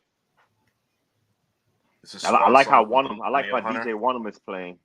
He's playing good ball right now. Like one of them coming out of South Carolina, the Senior Bowl. Yeah, they a lot of selections along the defensive line over the last few seasons, so they got a good solid rotation there. All right, so according to NFL Draft Database, the top edge is Braylon Trice. Corner. I think it's corner, but it can't be Cooper DeJean with what they do over there for the Vikings. It has to be Wiggins and Kalen King. Yeah, or even Terrion Arnold. Kamari Lassiter is playing at a high level too. Some good corners on the board here. I expect them to start coming off the board. I like Wiggins and I like Arnold for this. I haven't watched a lot of Lassiter, so I don't want to throw him out there. So I'm a Arnold. I'm a Wiggins guy. Actually, you know what? If we're not going quarterback. If we're not going quarterback, yeah. So what is the solution at quarterback? You either bring it back. If we go a different position, what's the solution? Kirk Cousins. It's Kirk, man. It is Kirk. And here's the thing. Nah, bro. Listen, I know. As a collective, we're not a fan of Kirk, right? But I'm gonna defend him a little bit, right? The past 2 years, he's actually played well. It's the defense that's held that team back. It's not the offense. And you think Kirk probably gives you your best bet to get the long-term extension done with Justin Jefferson as well, I would imagine. Yeah. Okay. So let's all right. So let's go corner. Corner? Yeah. Let's go Wiggins. Which corner? Let's go Wiggins, man. Go Wiggins. Nate. Yeah, man. Long ball skills, spaz. He got everything. He got all the traits, all the makeup to be a top corner. So Jaron Hall. That's Drew's guy. Yeah, Jaron Hall. Yeah, they knocked the stuffing out of Jaron Hall, bro. Running around out there like he Anthony Richardson. It still goes. This is a great point, Jake. Drew, it drives Drew up a wall. The fact that he just breaks contain. Like he misses so many plays because of that, bro. It's crazy. If you put on a tape last season against DTR, UCLA game, it was bad for Braylon Trice, man. DTR kept on getting on the edge, running with the football. So, yeah, something he got to clean up. All right, Dallas on the clock here. What your team need, Juice? What you saying, bro? Chill. I knew it was coming. chill. You see my background? What's your background, bro? Right here. You see my background? That's college, though, bro. That's my only team. Bro. You gotta have an NFL team, bro. That's my only team. You know who I pull for? I wouldn't call it my team, but I pull for the Lions, bro. I love what the Lions are doing. Yeah, I love what they're doing. Why? Because they dot in the eye, bro? Is that they didn't do? That's part of it. Big D. They didn't do Big D, man. They didn't do Big D over there. That's part of it.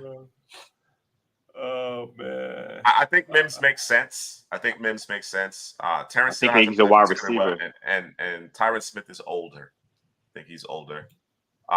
Receiver is the area that they could stand to improve. I would agree with that. I like corner. Mims. They need a corner too. Opposite Diggs. They do have Deron Bland. I know they like Bland. Yeah, but you gotta have three of those guys. Yeah, you gotta have three of those guys. I love Trotter, D-Kid. I love Trotter. I don't know if we would prioritize it here in the first round, but I see the vision. Vision. Nah. Don't do that to yourself, bro. Do the right thing. You don't like Trotter like that? No. I like Trotter like that, but I don't like the value. Yeah. You know how I feel about linebacker like that, man. Nah, they're not going to pay T. Higgins and CD Lamb. It's not going to happen. I don't see that happening. I'm sure Dak would love it, but I don't see it happening. See, Juice, man, just come on, man, reclaim them boys. Stop it, bro. Hey, chill. All right, so Mims. Yeah, go ahead. Jordan Morgan. You like Jordan Morgan? No, I like Mims better. All right. Bradley, where you at? I think Mims got the high ceiling, the biggest potential, big, long, helping the run game, can move really well. Greasy. I like Mims. Greasy, no gloves, bro. No gloves. All right, we got the Pittsburgh Steelers on the clock. Another team that could probably stand to improve that offensive line. Big Roger Jones. been doing work. They running the ball a lot better in Yeah. Pittsburgh. Yeah. Instead Since of he should have Broderick been a Jones. day one starter. He should have been a day Yeah, one starter. I don't get that. I didn't understand that either. Silly, bro. Yeah, DK. I'm leaning corner as well, and unless what you unless say, we bro? prioritize Terrion Arnold. Oh, yeah, grab Arnold. That Pete had a good week. Now. Yeah, I was gonna say you burying him, bro. I did. Hadley threw the dirt on Pat Pete, but he had his best game of the season last week. He heard me talking about him, so I'm here to motivate. You know what I'm saying? So that's what you're here to do, bro. You throw dirt on them, you motivate them, and they perform, man. So I'm with it, man. I'm a big Pat Pete fan, but I think they can use a corner, man. They can use a corner. Pat Pete can't play forever. So Terrion Arnold, man, he's moving his way up the board, man. Has Terrion Arnold eclipsed Kalen King for you? I gotta check more tape, but I'm not standing on the Kalen King tape hill right now. Anymore. So, you're not doing it anymore. He's not cornerback too. It's a toss up right now. That cornerback too. So Arnold will take Arnold in there. I'm gonna put Arnold. Okay. Over Kalen All right, King let's go now. Terrion Arnold. All right, you got the Texans. And here go a good football team right here, bro. Oh yeah, CJ Stroud and these boys turn that team around. Will Anderson on the defensive side of the football. Yep, they're looking good, man. Shout out to the 24th pick. Are they first? They first in the division right now? That's what's going on. Or Jacksonville? So. Them or Jacksonville? Jacksonville is. Okay, Jacksonville is. Yeah. I think you take the best defensive lineman for this football team. Yeah, they have a number of expiring contracts, including offensive line. Boy, I think offensive line is a concern, including your boy Grenner. Oh man, they gotta bring him back. He coming back. I think he's coming back. Yeah, they gotta bring him back. I think he'll bring him back. So I think they're straight there. But so do you look to the interior?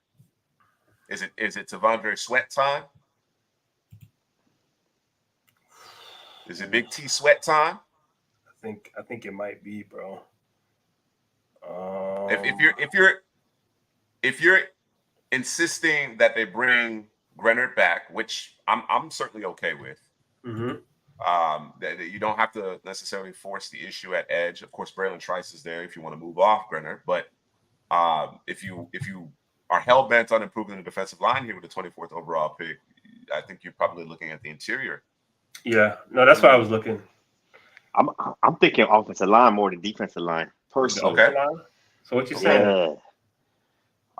We got a couple guys out there. You got Tyler Guyton. You got Jordan Morgan, Patrick Paul. I think Graham Barton is more of an interior guy. I think they need a right tackle. I think they got to shore up that right tackle position. I ain't mad at it. Kingsley's a right tackle. Troy Fontenot from Washington. So they got a lot of options here, man. I haven't watched a lot of Troy Fontenot, so I can't speak on them. But they've been protecting Penix, but I like Kingsley a lot. So they seem to be. They made the long-term commitment to Titus Howard, right? Yeah, he locked in. So he's playing guard for them, right? Is he playing guard? I think he's playing guard for them. Hold on. They got George Fant right now on the other side. Oh, Fant, that's right. So you do need to tackle. All right, so let's lock it up then, man. I'm a little hurt, but unless you want a center, Van Pran. No. Let's do the tackle. No. Yeah, I think they're okay at center, right? They got your boy Drew Scruggs. Oh, Drew's over there. Okay. Yeah, they got Jared Patterson, Scruggs, and Questenberry. So, Kenyon Green apparently is a bust. They did trade for Josh Jones, although his contract will expire. So, yeah, I agree. Right tackle is a need. You could probably improve that interior defensive line later in the draft here, Drew. So who's the tackle of choice? Everybody, the chat is high on our guy from Washington, man. Let's give him his love, man. He looks good, and I think he's a guy also that could play a little interior, also inside, that versatility. Yeah. But what was the boy last season? Over Cooper Beebe?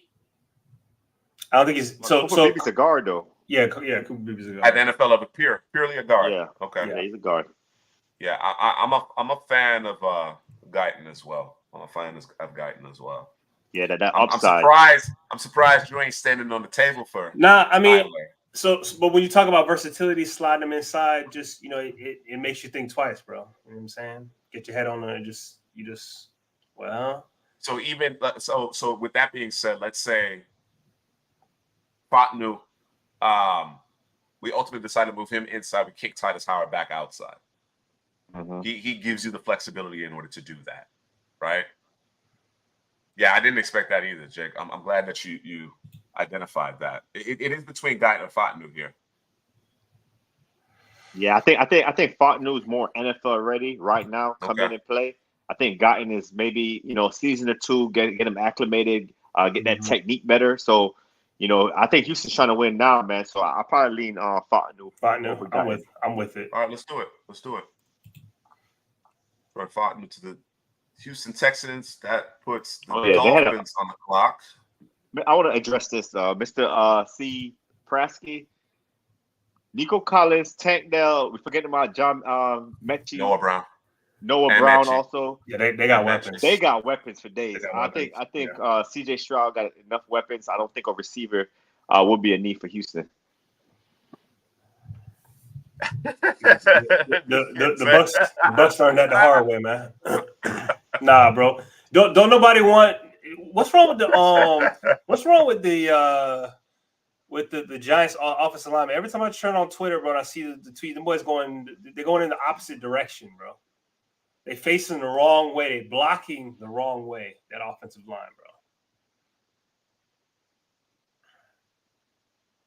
bro. You talking about Houston? The top two. Yeah, I think he's talking about Houston. No, they had some injuries. Tank Dell just started to get burst on the scene. They were, I think to your point, Headley, the way that they've been deploying those receivers, it's not static in their 2 and 3 receiver sets. They rotate four guys. They do. They rotate those 4 guys. So CJ Stroud is going back and he's delivering the football to the open guy, and it's working beautifully. So I mean, there's some luxury there. I think there's some luxury there. I think it probably is more important to improve either side of the line of scrimmage.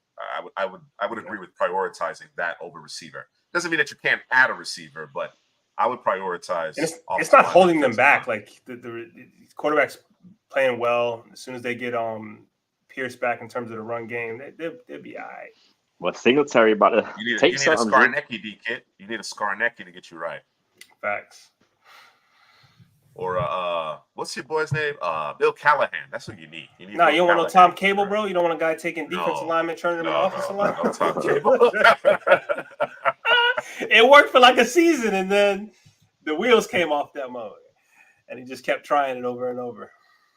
It's funny. Mike Munchak. Yeah, they go down We're getting greasy with Mike Munchak. Give me a second, bro. Nasty. All right.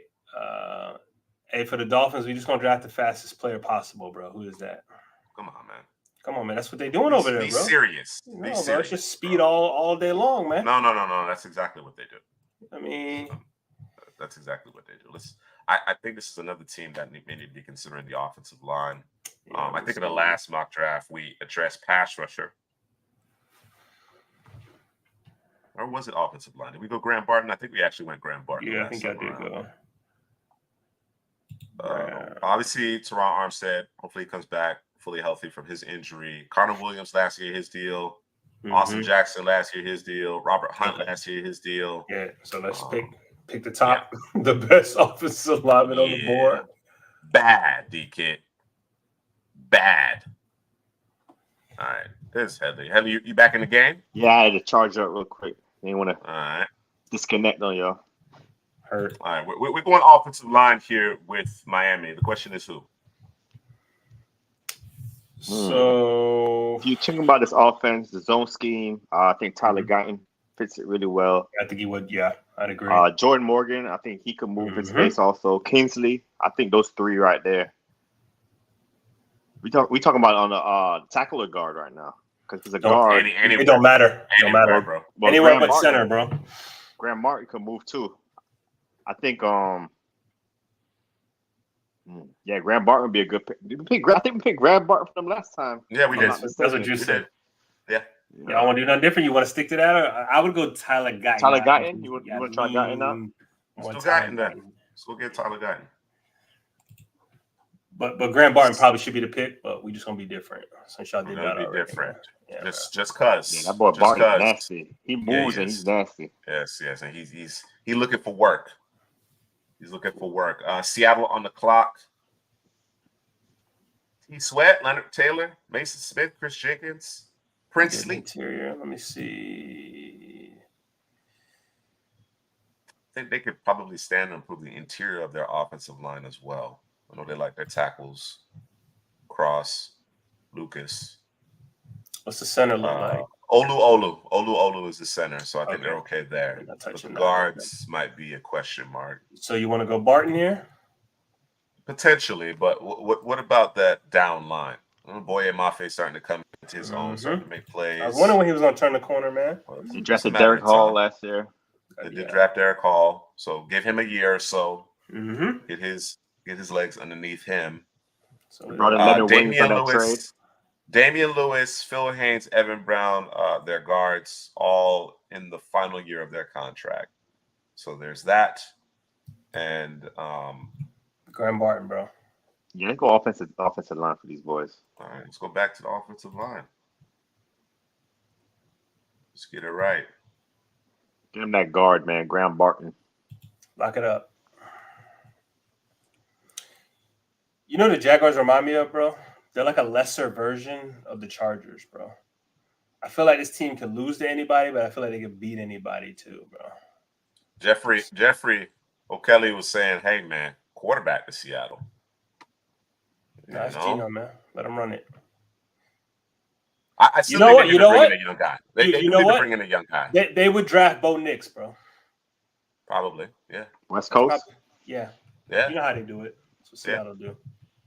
We need to consider perhaps trading up for Seattle to go get their quarterback. I'm thinking about it through the lens of the 5th-year option. You know what I'm saying? You might want to go quarterback in the first round for that reason. Late in the first round here, that makes sense. But I'm totally comfortable with Graham Barton here. That makes sense. Yeah. Seattle would have to dip into draft capital from next year in order to get back into the first round, or perhaps move it to the second round, leveraging the third or fourth. So we need to consider that. We need to keep an eye on the board as it pertains to the quarterback position, and consider what it would take to get back into, if not the first round, the second round. All right, Duval, man. I think they could use a corner. They asked him about Josh Allen. Can they afford him? They got to pay him. He's coming into his own, getting after the quarterback. So I like to bring back Josh Allen if I was Jacksonville. But corner, I still think they need a corner to upgrade that position. I think they could upgrade the wide receiver position as well. It's something with their offense right now. It's just not hitting on all cylinders. Trevor Lawrence and those receivers, man. Zay Jones, he just got into some issues off the field. They got Kirk and Ridley, but I think they need that big alpha, that X receiver also. So maybe corner or wide receiver. Yeah, Kirk, or rather Ridley, his contract expires after this year. You mentioned we're not sure what's going to happen with Zay Jones. I actually don't expect him back in Jacksonville. I imagine they move off of him. So there is a need at receiver for sure. Is this the Adonai Mitchell spot? That'd be a good one. Ooh, that is an interesting one. Because just looking at what they need. I mean, there's good receivers on the board, but he may fit the bill in terms of that alpha receiver in the room. Looking at everybody here. Corner is a need, as Headley mentioned. And corner is a need in the worst way. I think if you're thinking in terms of, I think there's a couple different considerations here, right? There's a pass rush concern. Outside of Josh Allen? Outside of Josh Allen. Of course, his contract expires, so there's that, right? And Trevon Walker, the light bulb hasn't gone off to this point, right? And there really isn't anything else from an edge rush perspective on this team. You can send Devin Lloyd, you can send him, but not a every down edge player. Right. Then there's the receiver concern, and of course, when you're talking about the receiver, you're thinking in terms of Trevor Lawrence as well, right? He's struggling, so getting him a guy that he can develop a chemistry with, have that confidence in, I think is going to be significant. And then of course there's corner. You got to be able to affect the pass rusher, or rather affect the passer, and defend the pass. So their pass defense is a question mark, and their passing game is a question mark. I think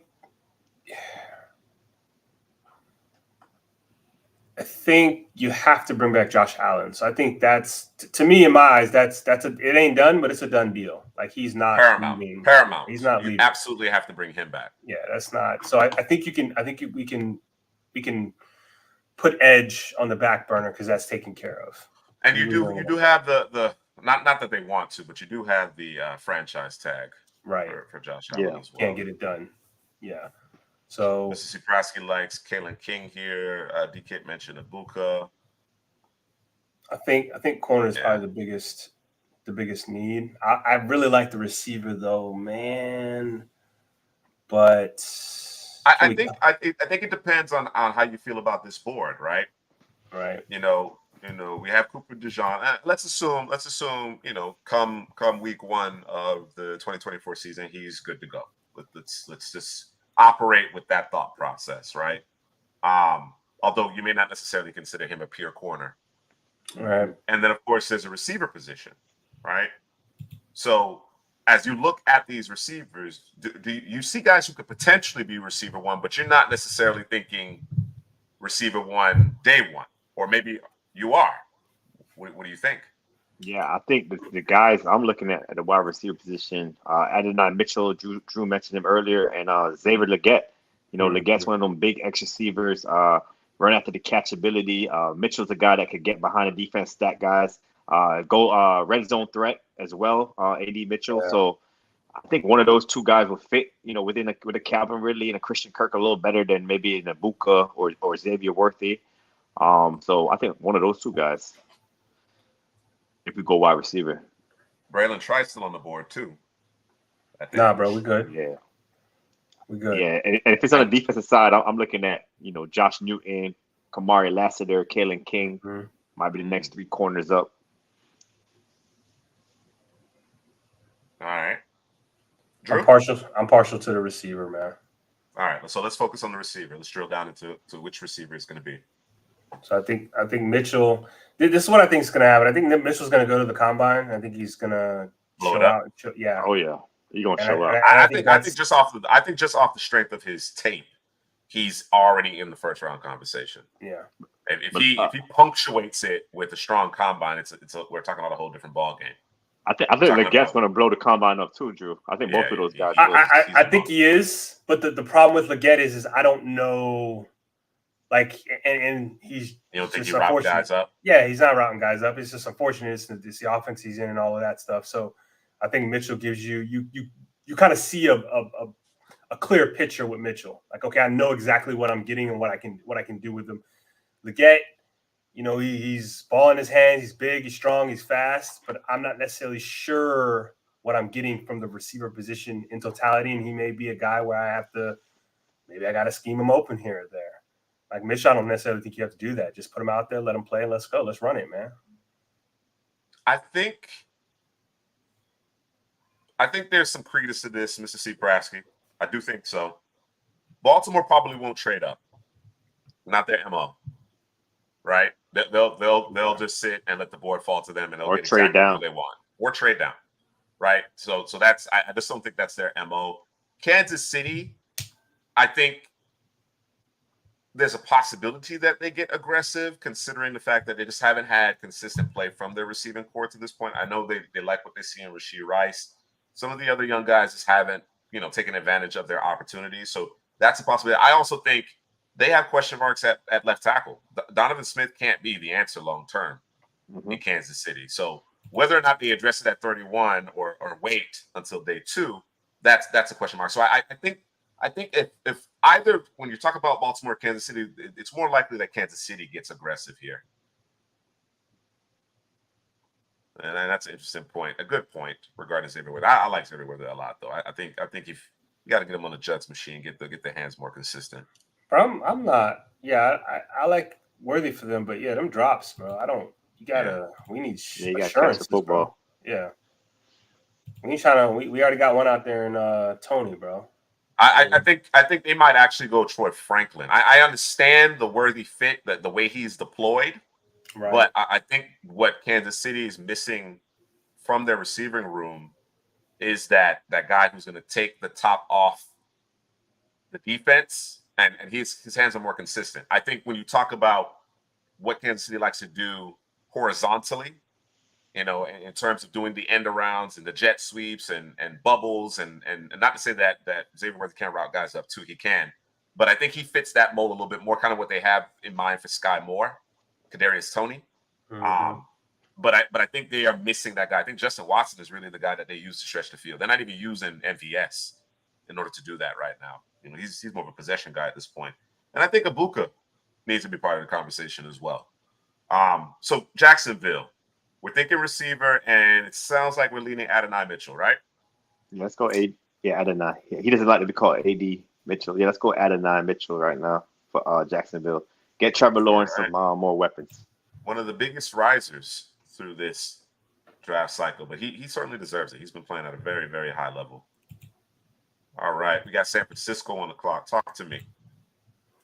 So they're saying they need a tackle. I'm assuming it's right tackle, but I didn't. Offensive line. Yeah, McGlinchey. McGlinchey is out of there. Oh yeah, that's right. Okay.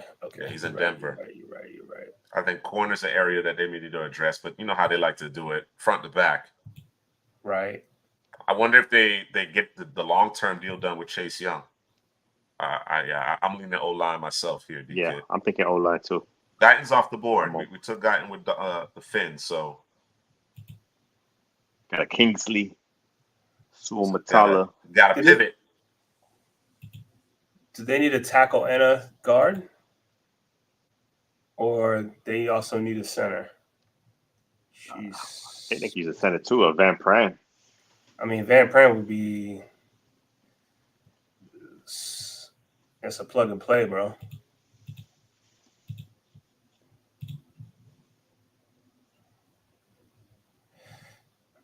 Chat saying tackle, man. Tackle. The best. I think from a value perspective, they would probably prioritize the tackle. I think Jordan Morgan, he offers a tackle that could also play guard. I think Kingsley also could play guard or tackle. Yeah. The next time, I think both of those guys, they move really well. Kingsley, he's trying to throw guys into the bleachers. I think Jordan Morgan's just an athlete, man. He came off that injury, and he looks great. He moves very well in space. I think he's a little bit better pass blocker though than Kingsley at this point.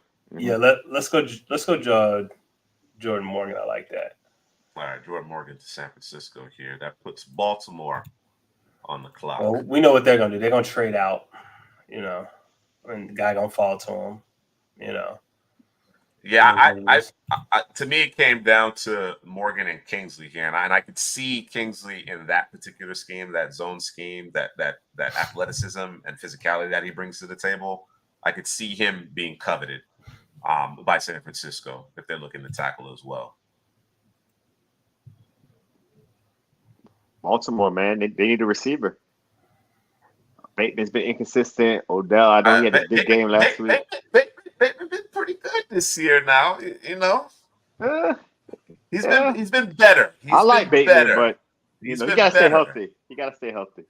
I think I agree with you. Receiver is probably where I would go. We've done this before, and we went Xavier Legette. I'm thinking about corner. That's what I was thinking. Marlon Humphreys, he's been injured a lot. He's been in and out of that lineup. Inconsistent. In and out of the lineup and inconsistent. And I like Josh Newton in the scheme, bro. Ooh, Josh Newton in Baltimore? Yeah. Josh Newton or is it Kalen Carson? I like both of those guys in this scheme, bro. Yeah, you guys like Josh Newton in the first round. I know you do. Yeah, let's do it, man. Let's do it. Let's lock it up, bro. Because I don't want to leave him out of the first round. DK, You trading with Baltimore in order to do what? Yeah, before we pull the trigger. The wide receiver. Ibuka. You want Ibuka in New York? He wants Ibuka. I think Ibuka's ended up in Carolina. Devondre. Replace your boy. Oh, Devondre. Replace your boy. Interesting. Let me see something. Let's see. Baltimore. Because I mean, Baltimore is known for trading down. There's no question about it. You got the 36. If we did one, I'm saying that's too much. I'm not sure Baltimore would do it. Maybe for the 4. Let's try once more. You'd have to do a 2 and a 4. Yeah. 2 and the 4. What do you think? Prioritize Xavier Legette or add that 4th round pick. You drop down 7 spots. Still gonna get a good receiver. Yeah, you get a good receiver. Still gonna get a good receiver. They got 2 second-round picks. Yeah, Legette only 1 real year of production, so there's some volatility there. Mm-hmm. Right? DK said, "Do it, man." Of course, DK said, "Do it." Do it, man. All right, Give the people what they want, man. Give them what they want. We're gonna do another user controlled mock draft where the chat decides who we pick. It's coming. Had a lot of fun with that last year. So all of you that are currently watching, be sure to join us for that. That may very well be next week. It's a tease. I'm not. You know what I'm saying? Tease, bro. This is a tease. So you got to come back to find out. You know what sure. I mean? All right, DK. Is it T Sweat? What are you supposed to do? What are you supposed to do with Dexter Lawrence and Devondre Sweat? How do you? You can't run the ball. You got to get on the edges. Get on the edges. You got to get on the edges. Run at your boy Tibbs, bro. Run at him.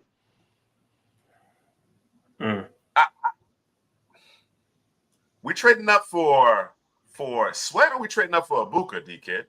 He said Sweat. I know he said Sweat, but now it's Ibuka. Ibuka's right there. You need a receiver. Oh, you switched it up. Jay said, "What's next week, bro?" See what you done started, bro. See what you done did. You got to find out next week, Jake. You know what I'm saying? Got 2 in there. Wow. Yeah, Leggett. There it is. You said, "Look, wow." I don't like this, bro. That's what DK say he wants, bro. All right. I like Over Ibuka. I like it. Over Ibuka. John Cena wide receiver, who do you like here, Drew? Who do you like here? For this team, I would actually take Brian Thomas over Legette. To be honest with you. I think you might be able to. Well, I don't know the way Brian Thomas playing this year. I don't know. But I mean, no, let's do Legette. But I take Brian Thomas, man. Taking top. I don't have a problem with Legette here. I really don't. I don't. I thought DK maybe had wanted Ibuka, but apparently no.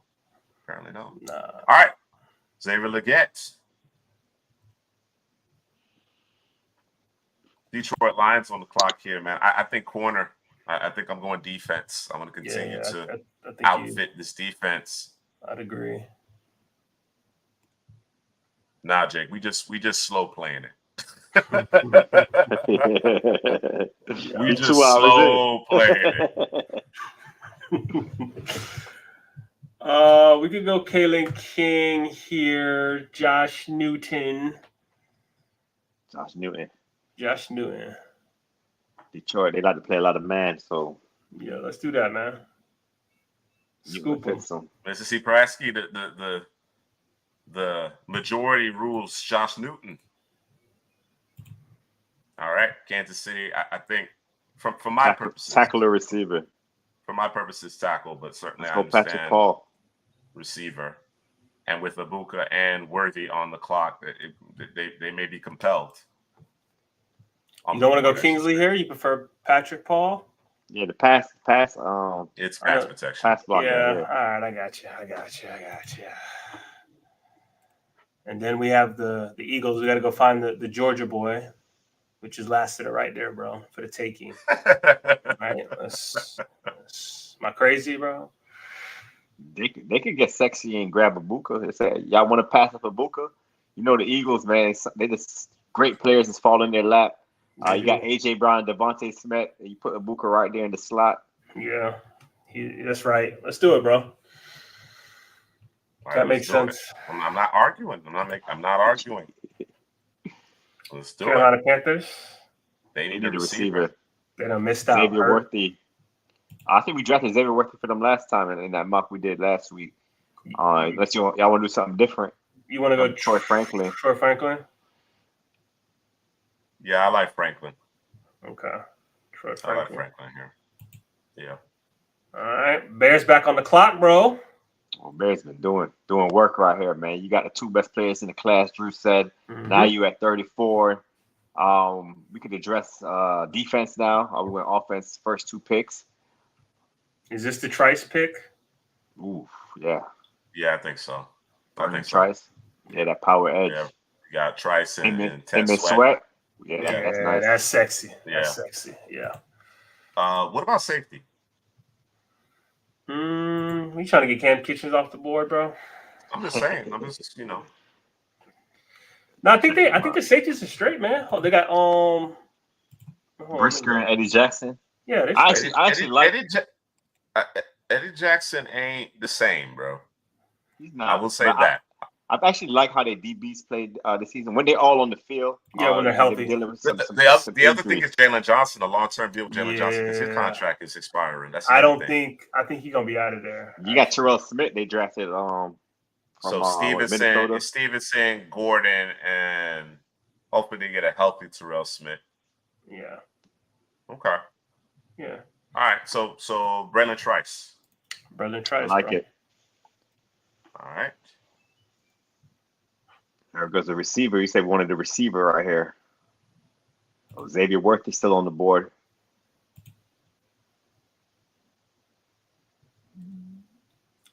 Let's see. Or do you want somebody bigger? I probably would go. Or would you go Kalen King here, corner, bro? Nah, you gotta. I think for my purposes, I'm drafting receiver, edge, and corner with these first three picks. Okay. I know. You know, there's a concern regarding DJ Humphries, so we got to give somebody to throw the ball to here for Kyler Murray. They have to. So the top guys for me is Worthy, Jalen Polk. That's actually a good one. That's a good one. But I think we've boxed ourselves in a bit because literally who's under contract at this point? It's receiver. Unless you're re-upping with Hollywood Brown, and that has to happen at the right price because Hollywood Brown is limited this in terms of his size. Mm-hmm. You have Rondell Moore, I think, for one additional year, and Michael Wilson. Those are your receivers right now. But Mr. Seabrasky, I think this makes a lot of sense.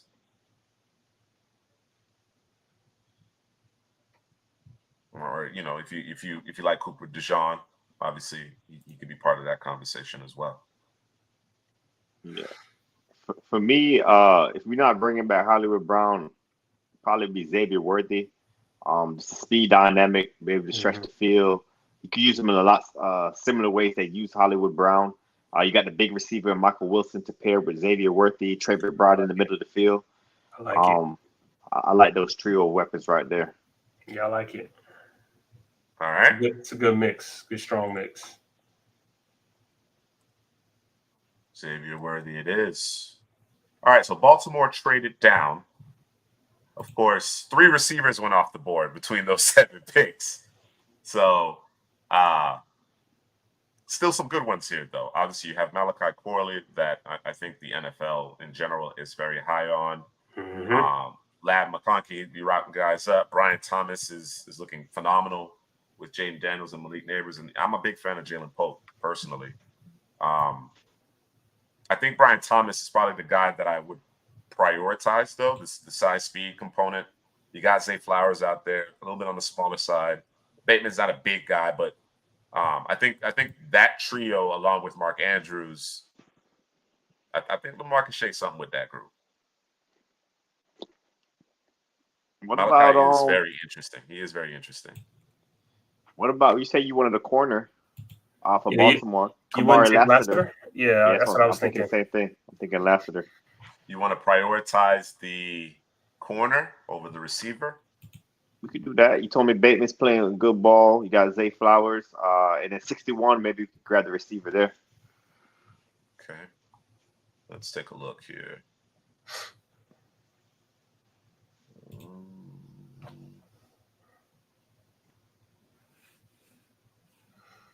What the chat saying, bro? What the chat thinking? Saying McConkley is a good pair with Flowers.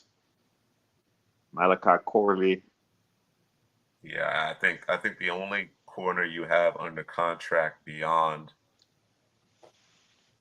only healthy corner you have under contract beyond 2023 are Brandon Stevens is playing corner. He's just, they got Melissa Anderson, but he's playing corner. Or Marlon Humphrey and Jalen Amore Davis. So Kamari Lassiter. Yeah, yes, we'll grab Lassiter. All right, let's grab Lassiter. Big slide for Kalen King, man. Big slide. And DeJean sliding too. Cooper. I understand that because, for one, we consider him a safety, and two, he does have the injury to Liz Frank that we anticipate. All right. Washington getting busy. Yeah, we got a lot of picks to make here for Washington. Yeah, them boys got some picks. I agree with you, D-Kid. You can get McConkey at 61. All right, so we got one edge. Mm-hmm. We could just call it a day and get Brandon Dorless.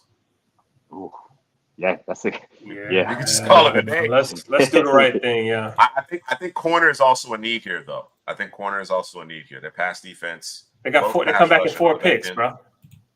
Okay, I mean, actually, you know what? Grab the corner now. Yeah, do the corner now. Yeah, the corner. Yeah. So Kalen King. Kalen King time. They could use a safety too. Yeah, you want to go get a Cam Kitchens. We're going defense heavy, apparently. Okay, so let's. Which one would you? Who do you prioritize? Is really the question, because Tennessee, I think, is a team that could use a safety. Let's go Cam Kitchens, bro. Cam right here.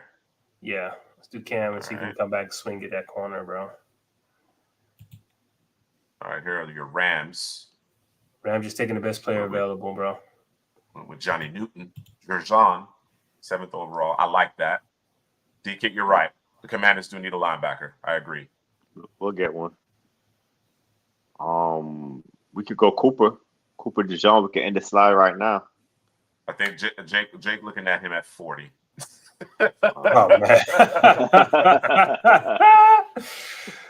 Oh man. Yeah, I think we do need to come away with a linebacker for Washington. I agree with you, D-Kid. I like that too.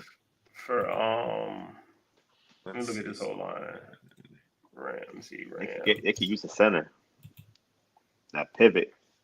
Right next to Steven Villa.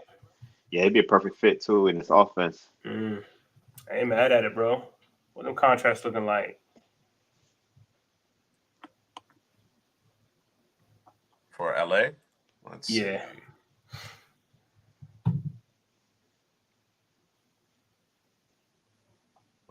Out. Do get a quarterback. Would you draft a JJ McCarthy here? That'd be a nice spot for him. It would. He ain't got to play right away, which I like that. I like him not being able to play right away. You got Brian Allen, Noteboom, Havenstein are your tackles. Although Noteboom has struggled, I'm not sure he'll be back. Avila's got one of your guard spots covered. Antrim has played well when given an opportunity. They could stand to improve their offensive line. They can. Whether they do it or not, that's a different conversation. I think they need some They just got these guys that you some of them, you haven't heard about until you see them in a Rams uniform along the defensive line. Right. I think they could probably use a boost at the second level of their defense, although Jones is making a lot of tackles, but they could use a boost there. You want to take the best player available with Cooper? I think they could stand to improve every level of their defense, right? And we did so with the D line, with the first pick. I think the second or third level is certainly part of the conversation. Let's do Cooper. Cooper? Yeah, because it doesn't. He's got the versatility in him, so you can do what you need to do. Cooper BB or Cooper DeJean? DeJean. I'm talking about DeJean. Right. Yeah, BB. I don't know if he fits all that well with this scheme. Yeah. All right. Tennessee on the clock. Went Malik Neighbors. Did the right thing in the first round. What do you come back with here? Oh, them boys need help on the offensive line, bro. Yeah, that's just terrible. All right. They could use a Cooper. Yeah, this could be the Cooper pick, or it could be Kingsley, bro. Kingsley. What they run more zone schemes in Tennessee? What are they doing over there? I know they used to be a big zone team. I think so. I don't think they changed anything. I think so. I'm not sure since they lost Arthur Smith. I know that really heavy zone then. You're right. I'm not sure currently what they're doing. You're right. They might still be running zone with Derrick Henry. Yeah, I think so. It's still zone concepts. It's still zone concepts. Most teams run zone concepts these days. So I'll probably run a Kingsley out there then. Let's get it. All right. Okay, Jake. Go ahead. We got 40 and 43. No Cooper DeJean, unfortunately. What you trying to do, Jake? Quarterback. You got you a Bo Nix. You got you a JJ McCarthy. Yeah.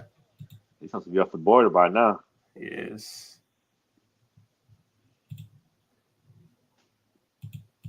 Tyler Nubin. You said Tyler Nubin? Nubin. I like it. Tyler Nubin it is. I like it. Yeah, they've been looking for that safety for a while. Washington on the clock. I think it's time for Caleb King to come off the board. Let's do it. Yeah, I think it's time. Hot Atlanta. What you saying? Hey man, get after the quarterback some more. Now you got your pick. Is Dorless still on the board? Of course, Dorless is still on the board. Washington, man. We're doing Washington connection right now. Oh, Oregon, my bad. Yeah, Oregon. Yeah, my bad. West Coast. Dorless. West Coast. Dorless. Yeah. Of course, you get your guy, bro. All right, Green Bay, Jake. You got Alton Nubin. Was in the corner.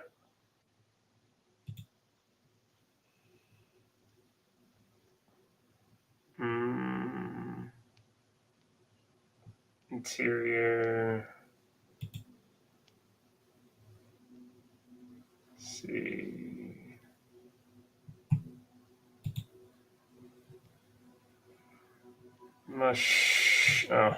He's another. Oh no, they got they drafted my boy last year. I'm gonna say Edge, but they did draft Van Ness.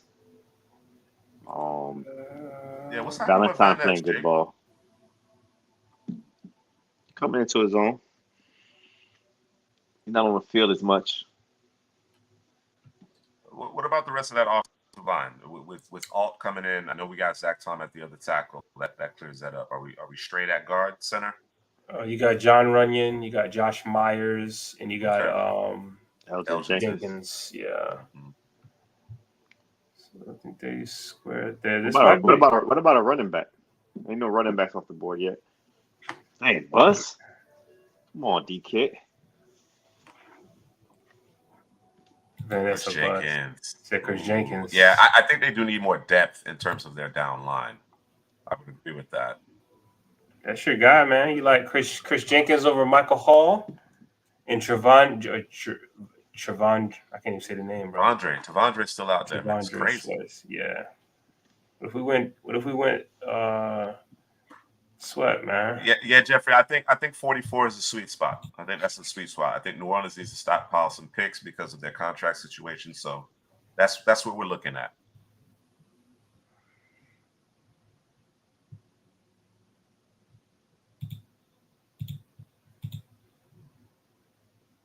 I think Sweat's your guy then, Jay. Yeah, let's do it. As much as I love Chris Jenkins, I think Sweat is your guy. Yep, put him right there, that nose tackle. Let's do it. All right. As I mentioned towards the beginning of this Quarterback intensive 2-round mock draft, we talked about New Orleans needing to stockpile picks because of their contract situation, because they have an older roster. Seattle looking for that heir apparent to Geno Smith. We have J.J. McCarthy sliding. Bo Nix is still on the board as well. I think this would be a good spot because look right here, New Orleans doesn't have any picks between the rounds 3 and 4. I think if you could add a pair of thirds here, that would go a long way. So you saying trade with and they're actually saying Seattle, that's not enough. So it really depends on how strongly Seattle feels about moving up here. Let's see. Not quite enough, huh? Let's revisit it. Hold on a second.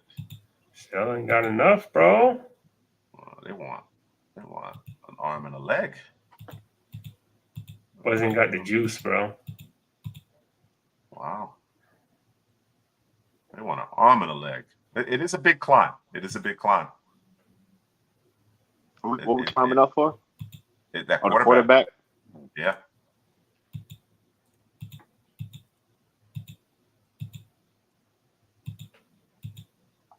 It is for the quarterback.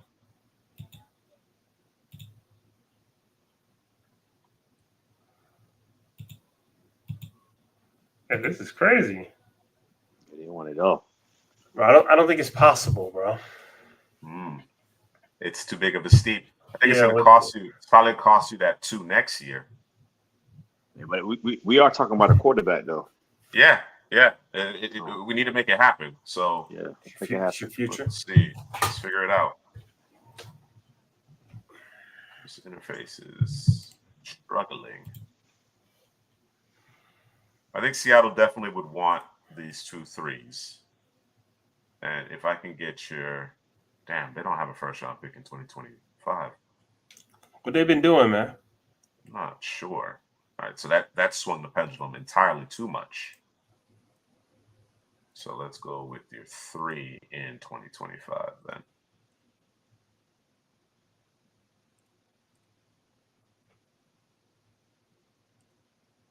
Yeah. And then we're going to shoot them back a little bail here. Let's see.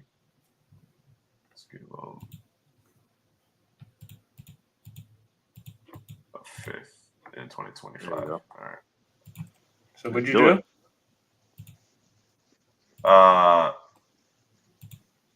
2/3 in this season, and a 3rd in 2025 from Seattle going to New Orleans.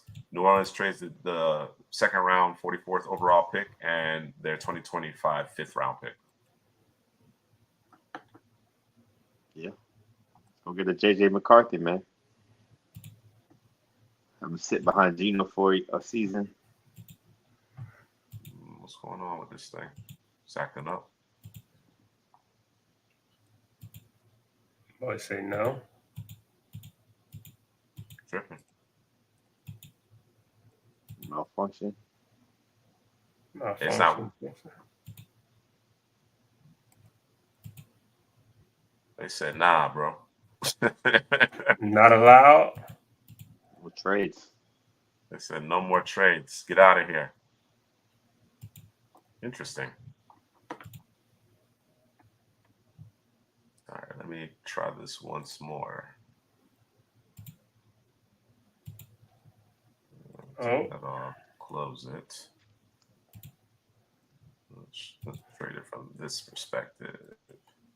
Hold, please. Those of you in the chat. We're having technical difficulties. Let's talk about it a little bit, Drew. So, if they do make this trade, which quarterback are you looking at, McCarthy or Bo Nix? All right, so I've watched McCarthy, man, and I'm more down on McCarthy. It's a couple different reasons. One is because there's not a lot out there of him, especially this year. I don't like watching quarterbacks when they play Little Sisters of the Poor. This past week we thought, we were going to be able to see him. Little Sisters of the Poor. We thought that them going up against Penn State was going to be the game where we're going to be able to at least evaluate him, man. And he threw 6 or 7 for 60 yards. 7 for 8, 60 yards. Oh, so I'm sorry. My bad. Give him that extra completion. Oh, hey. Yeah, my bad. Right? So you still don't know. So I went back and I watched him play against Rutgers this year. I watched him play versus TCU, which that game was, boat race between both teams. And I also watched him play. It was another game. I don't know if it was this year or last year. And watching that offense with Michigan is there's no anticipatory. I probably butchered that word. Y'all know how I do it. Anticipatory. What is it? Anticipatory. Anticipatory throws. There you go.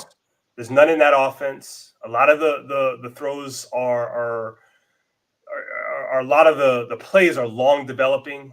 When I did watch him, I thought he didn't check it down enough. He was kind of looking for the big play or looking for the guy down the field. To me, and I've said this before, if he goes somewhere, he's going to have to. To me, he's going to have to sit. He's going to have to sit, and he's going to have to watch somebody do it. He's going to have to hold that clipboard because I don't see it consistently enough for me. And when you talk about how that offense is ran at Michigan, it's through the run game. It's not through his hands. Although when he played TCU, he had some bad plays, but he had some great plays too. So I need to see more, man. Like, he's got to show me something against Ohio State. They're not going to be able to run the ball 32 times starting in the second quarter versus Ohio State. It ain't happening. And if they do that, they will lose the football game. I think they were trying to prove a point with the NCAA with what's coming and you still can't stop it. So it doesn't matter that we were, with the whole stealing signs. But Bo Nix, to me, he's kind of catapulting. I think he's over JJ McCarthy for me right now, man, in terms of his ability to run the offense, although it may be scheme specific for him to protect him from himself. But he hasn't done anything wrong, in my opinion, in terms of how Bo Nix has played this year. Yeah, I think the biggest difference between those two quarterbacks is accuracy. Bo Nix is consistent with his accuracy. I think he's one of the most accurate quarterbacks in the country. And McCarthy struggles with accuracy sometimes. He's inconsistent with accuracy. But what JJ McCarthy does that Bo Nix doesn't, I feel just the potential, the making those wild plays. Bo Nix to me is more of a system quarterback. You get him in a good system, he can run the system. He's going to be accurate. He can matriculate the ball down the field. He's safe. Where McCarthy, just the subtle movements in the pocket. I did see anticipatory throws from him last season. I haven't digged into the tape too much this year with McCarthy, but just making those wild plays.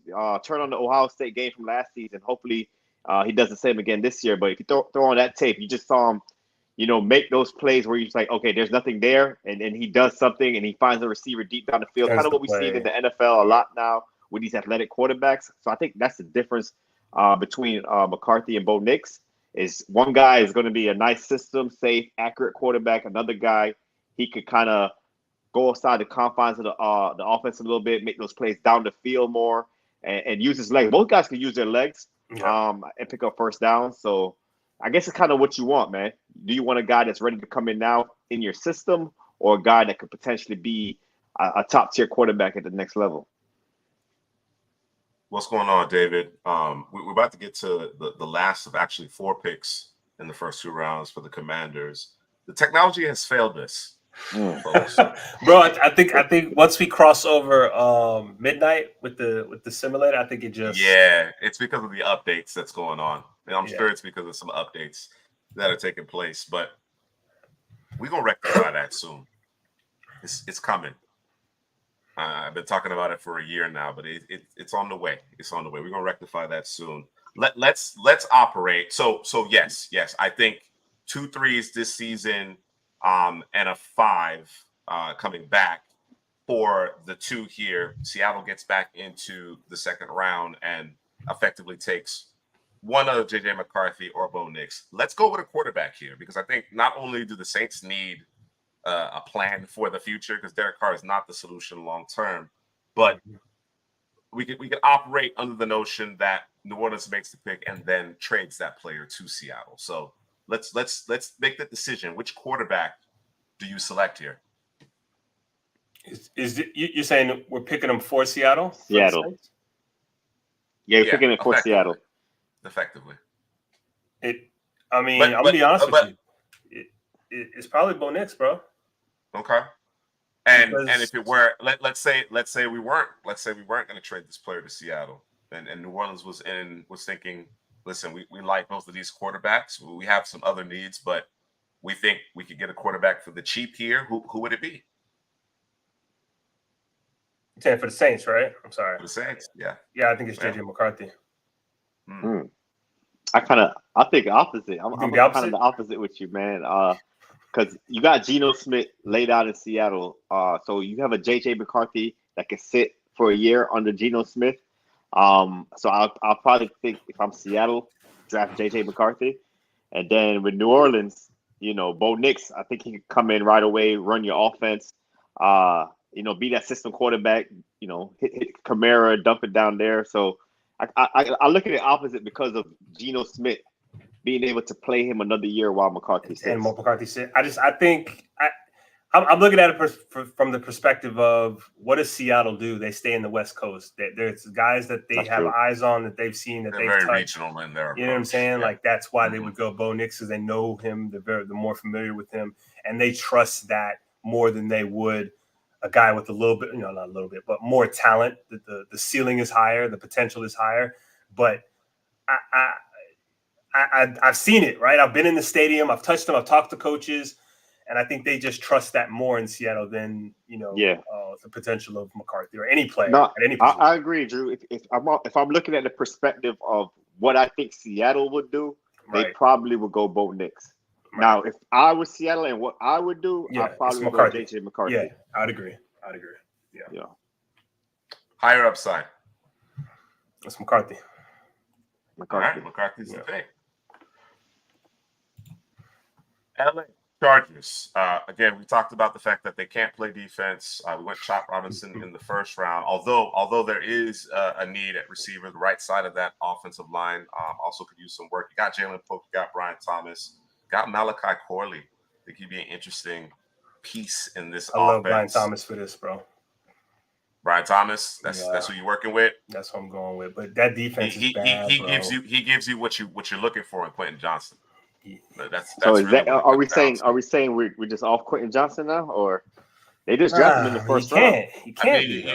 You're hoping for the best. You're going to continue to work with him and develop him. You know what I'm saying?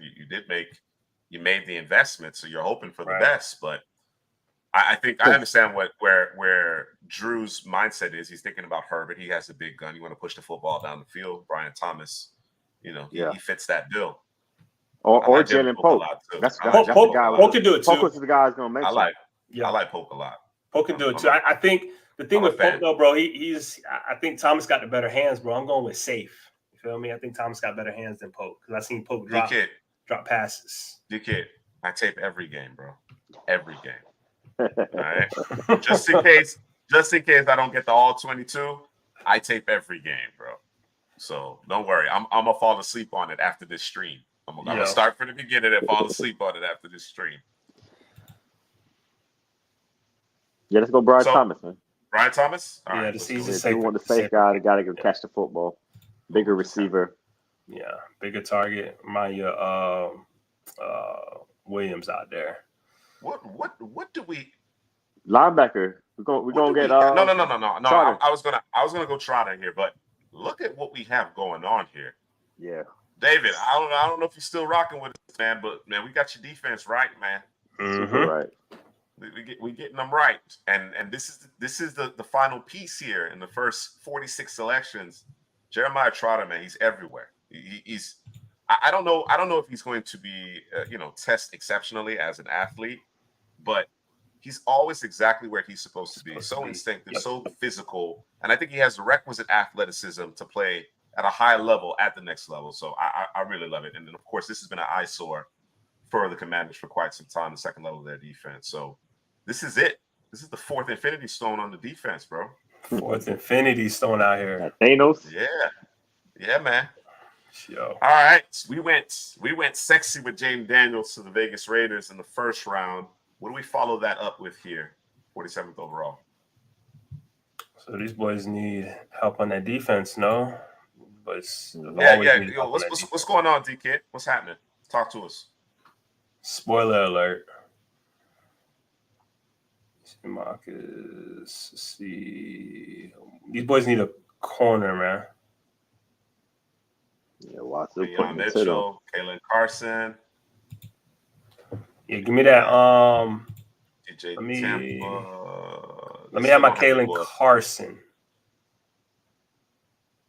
Look at your boy falling again. Oh no, hurt. David, I agree with you. And it was a conversation through the first two selections, but we decided we're just going to rebuild this defense, perhaps go offensive tackle in free agency.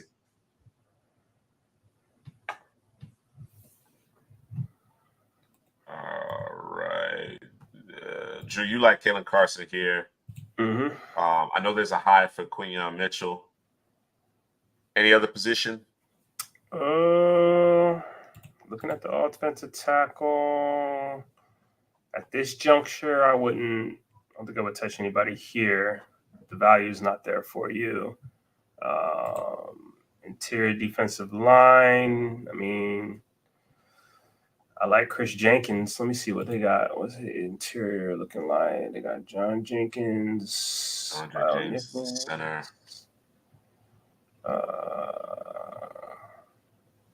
I think Cooper Beebe would be a good player here for these guys. The interior. Mm-hmm. Yeah, Dylan Pratt. He's played four positions, everything but center. Yes. All right, let's do it, man. Let's You could actually move Parham to center if you're so inclined. Yep. Yeah. Let's do that. Let me see. All right. Let's go Cooper Beebe. We want to protect our rookie quarterback. Let's do it. Oh yeah, I forgot about that. Jaden Daniels out there, man. Yep. Denver, big Tron trade down in the first round, netted this second round pick here. So we started with Dallas Turner. What do we follow that up with? Denver. I think we had. I'm a big fan of Cam Ward, bro. We were talking about, in this particular mock draft, McCarthy slides, Bo Nix. I think Cam Ward is the guy that I covet. I think he's the guy I covet on day two at the quarterback position, just in terms of the upside. He's got some work to do, but I'm a big fan of his talent. No, 42-7, bro. Yeah, man. I mean, they're looking good. They can't protect him, bro. Yeah. So Shador gets knocked out of the game, and it's over. It wasn't 70 dropped on him tonight. And that defense ain't stopped. They can't stop a runny nose, bro. And they haven't all season. Cam Ward, and I remember last year, Headley was talking about it. He was like, yo, Cam Ward, got something going on there. And watched him, particularly earlier in this season. Of late, I haven't watched him as closely, but I think I've already made up my mind about how I feel about Cam Ward. He's the quarterback on day two that I covet. That's the guy that I trade up for in the second round, mid-second round in order to acquire. Yo, I can have a night versus Colorado, bro. What you know about that? All right. We just went Cooper Beebe to the Vegas Raiders. We want to shore up the offensive line to protect Jaden Daniels, open up running holes for whoever the running back is. They may get a long-term deal done with Jacobs now that the team actually enjoys playing football now, right? As evidenced by the cigars in the locker room. Denver, we went Dallas Turner in the first round after a trade down scenario, which netted us this 48th overall pick. What do we follow this up with? Is it receiver time in Denver? Or we could look at a tight end too. I think tight end is a position in need for Denver as well. You got Sutton and Mims. Maybe, you want to go get a Jaheim Bell or Jatavian Sanders. Who you got right now tight end 2, Drew? I got Jatavian Sanders. I got Sanders too. Yeah, I think there's the way he's deployed. I think he has the advantage because the way he's deployed in Texas, you see a lot. They do a lot with him. He's essentially a halfback. I think Bell is really good with the ball in his hands. I just don't know that he's polished, whether it be inline or just as a move tight end. Right. I think he's a nice athlete. With the ball in his hands. I think Sanders is a better tight end than Jaheim Bell. Cade Stover has a hive.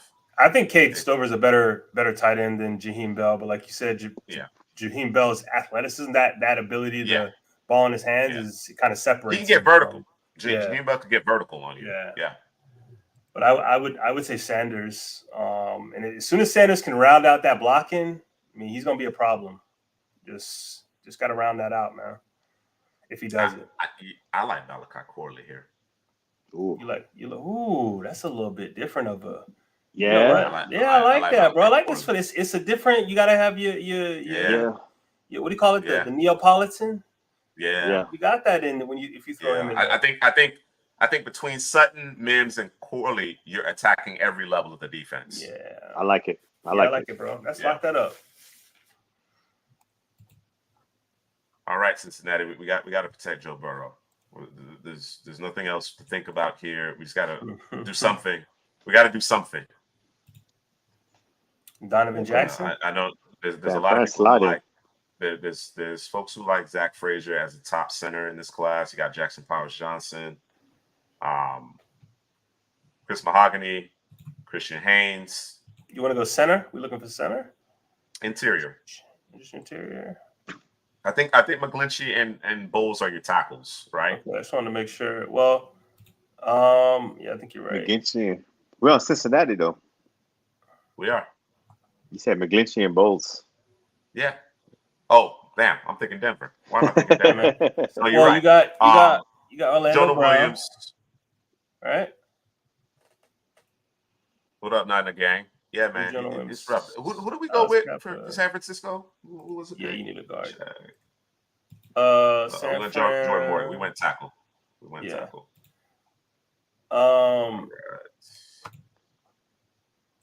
Yeah, we need the left guard. What do we? Well, we could get a center. So we do a left guard. You talking about for Cincy? Yeah. Bolson, Kappa, Max Sharping. They got Jackson Carmen. He could play some interior. Nah. He can't play, bro. So you comfortable? Are we comfortable with Ted Karras at center? I don't love it.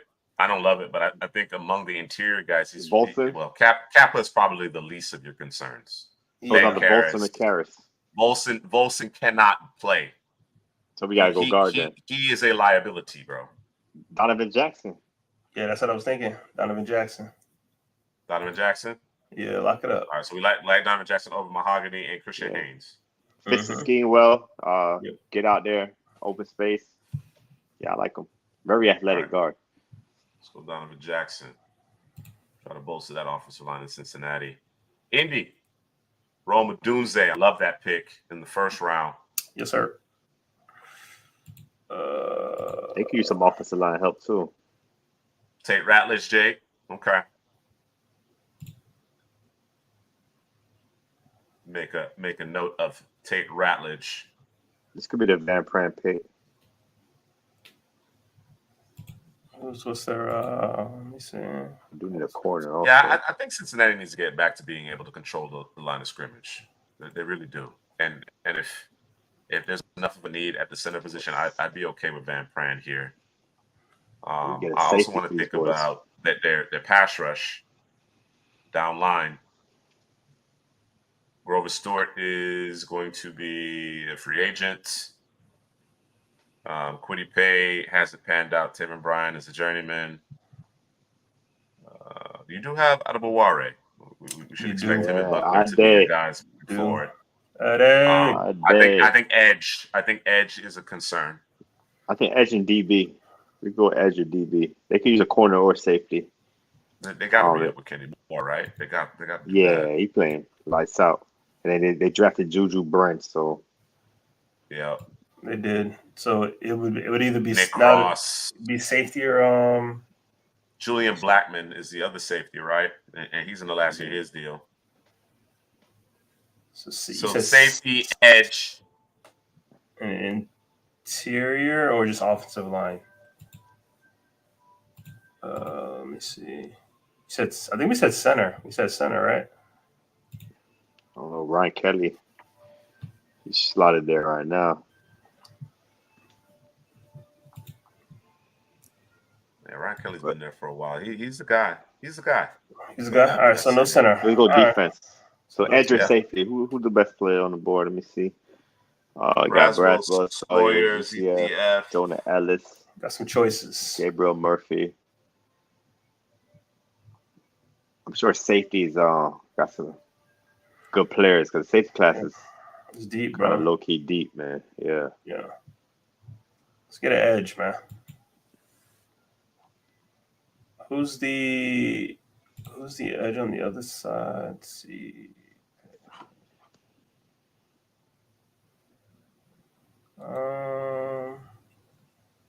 Braden Smith, Barhart Ryman are your tackles. I think Ryman has demonstrated that he's legit.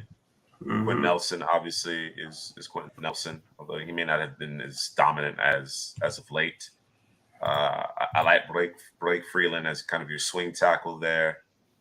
Brian Kelly has been, has played very well at times. He's been average at times, serviceable. So, he's a starter caliber player, obviously. I think might need a right guard. Yeah, I think they could use a guard, but I feel that the edge is a little bit more pressing. I think it's a little bit more pressing for this. Inspiring guys not panning out. Your top edge is Samson Ebicam. That's your top edge. You go Braswell? Yeah. Braswell is ZTF, but I go Braswell. Braswell. Turn it on. All right. We were at the 51st pick here, and we have Philly on the clock. We went perhaps best player available at the 32nd overall pick with Emeka Ibuka. And where do we go from here? Are we thinking corner? Got Kalen Carson, Quinion Mitchell. We could go safety. They gonna re-sign Byard? I think Byard has 2 years left. One additional year. So, I think his contract expires in 2025. So I think they're fine. They're good there. Right there. So then it would have to be corner. I think it's corner, bro. You get more depth. I mean, you got guys who've slid here at the interior defensive line. That'd be unfair. Add more interior defensive line. It's what they do. That's what they do, though. Embarrassment of riches. You said interior, right? Yeah. I mean, I'm just looking at the board. Oh, gotcha. These guys have slid. You see something. They're saying maybe a Van Pran. I kind of like it. I kind of like it because they're playing. I know the thought process was to play Juergens at center once Kelsey retired. But if I'm not mistaken, he's actually been playing pretty well at guard. I think he'd be a better center, though. I do think he'd be a better center. But if it depends on how you feel about the guys like, Mahogany and you got Rutledge, you got Cohen, you got Christian Hayes. Yeah, I like these. I thought a lot of these guards actually could be good, mid-round picks. Powers Johnson, Christian Hayes. I like Mahogany. But I think Van Pran is better than all those guys. So, and you leave Juergens where he's at. Yeah, we could do that. Okay. Let's do it. Maybe not an ideal fit, but you like Van Pran. Of course, they go back to the Georgia well. That's what they do. That's what they do. Houston.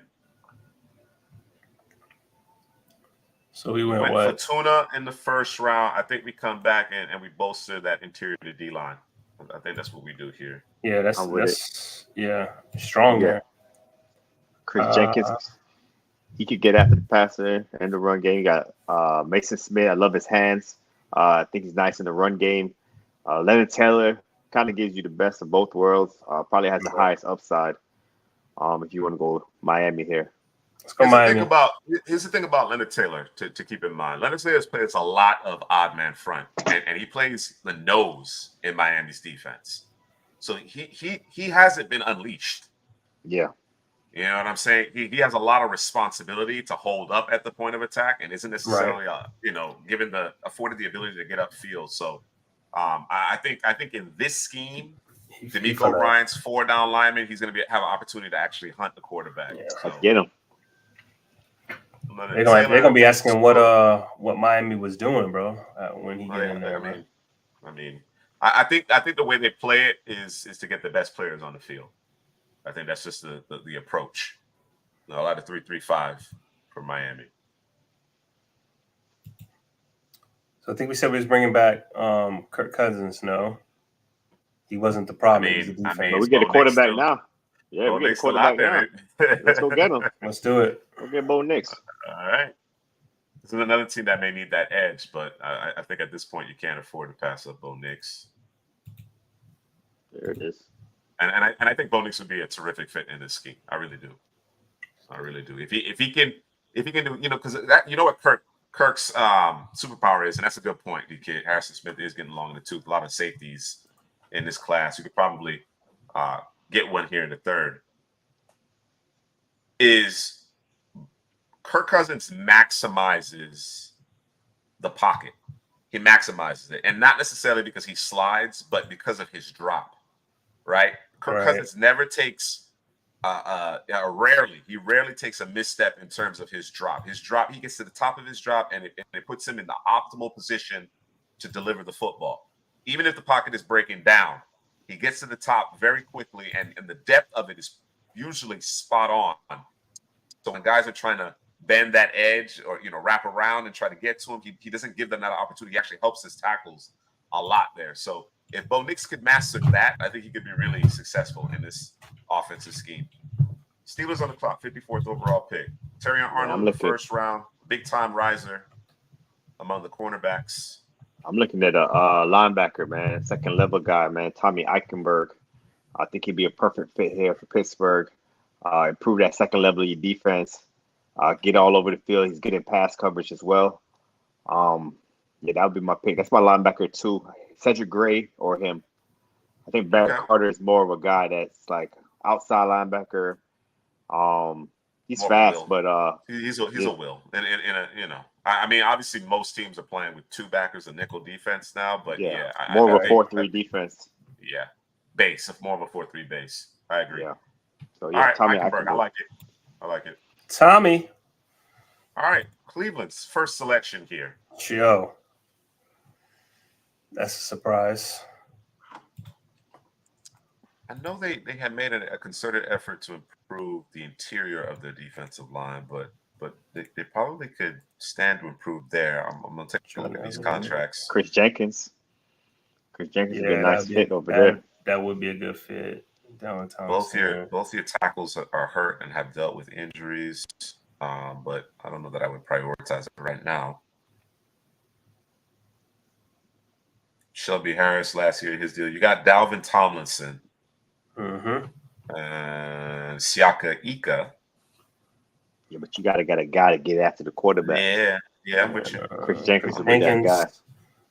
Yeah, I believe Chris Jenkins can do that. That would bolster an already very, very impressive defensive front here. So let's go with Chris Jenkins. That defensive unit is really good. DK's right though. Wide receiver is a need to for Cleveland, but we're gonna grab Chris Jenkins. Seti Tillman got to step up, baby. Yeah, he got to step up. Come on, Seti. We was high on you, bro. Get it together. All right. Dallas on the clock. Amarius Mims replaces Tyron Smith. We talked about receiver here. Yeah, wide receiver. Jalen Pope right there for you, They need a third corner. Jalen Pope would be a nice fit. Yeah, I like Pope right there for them. I don't know. Your boy Vander Esch is hurt again. Mm-hmm. I don't think I would press. I don't think you press linebacker here. I think you'd be. Cedric Gray would be. He'd be the next, The next one up there. It should be Jalen Ford, man, but he done fell off. What's going on with Jalen Ford, bro? This guy right here, bro. Edgerrin Cooper, too low. Sleeper. Edgerrin Cooper's too low, bro. Mm-hmm. Oh yeah, that's your guy, man. You've been watching him for 2 years. Yeah. People just now catching on. They just now starting to catch on. But I mean, in terms of what you're looking for in today's game, right? Edgerrin Cooper has it all. So, do you want to give him love right here? I wouldn't be opposed to it. But I could be talked out of it. I'm just looking at Dallas's linebacker situation, right? So of course they've been playing Parsons predominantly at edge. They may have to move off of that because really, DeMarvion Overshown, he's hurt, but obviously he's under contract, so they're probably expecting a leap from him. Damon Clark seems to be coming into his own. Obviously, he was coming off a significant injury. I think Vander Esch is done. I think he's done after this year. You don't have any other linebackers. Like they're gonna have to add people off the street. So it is an area that they need more depth. Now, corner, Gilmore contract is expiring. Safety Jaron Curse, his contract is expiring. Jordan Lewis contract is expiring. Deron Bland obviously is under contract. So you really only have like two corners. Bland. Yeah, Marquise Bell, the safety from FAMU, has actually been playing linebacker for Dallas. Jeez. Yeah, he's a linebacker. Yeah, he's more linebacker than safety. You want to get your guy, bro, Edgerrin Cooper? I like him, bro. Let's get it, man. But if you prefer another. Bro, sometimes we make these picks because we want to give guys love, bro, because we early on them, right? Let's do the right thing, bro. Let's do it. Scooper, bro. All right, D-Kid. Giants. He's back on the clock, huh? The Giants. May Leggett got that passing game right. Mm-hmm. Want to replace a Dexter Lawrence here? Dexter Lawrence. Leonard Williams. You want to replace Leonard Williams? We got him here for you, D-Kid. They all sitting here, Mason man. Smith. Princely, Mason Smith. I like Princely for these boys because he can play anywhere on the defensive line. Actually, I think D-Kid wants to address his O-line. Yeah, Zach Zinter. Line, which the guard. I'm perfectly comfortable. Yeah, the guard. Yeah, they had to bring back Justin Pugh to play. Yeah. Oh nah. Yeah, offensive line is definitely a need. Zach Zinter.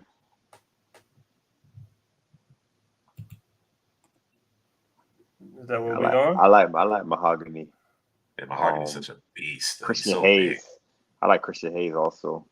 Those two stand out to me. Let's go Mahogany. All right, we're going to get your thoughts on Mahogany. You like Mahogany? Let's go Mahogany, man. Yeah, he was out all last season. But he said no Mahogany. He wants Zinter. Let's go Zinter. Let's get him Zinter. All right. Let's get him Zinter. Let's get the man Zinter. All right. Coming to the end here. We're almost there. Corner, I agree.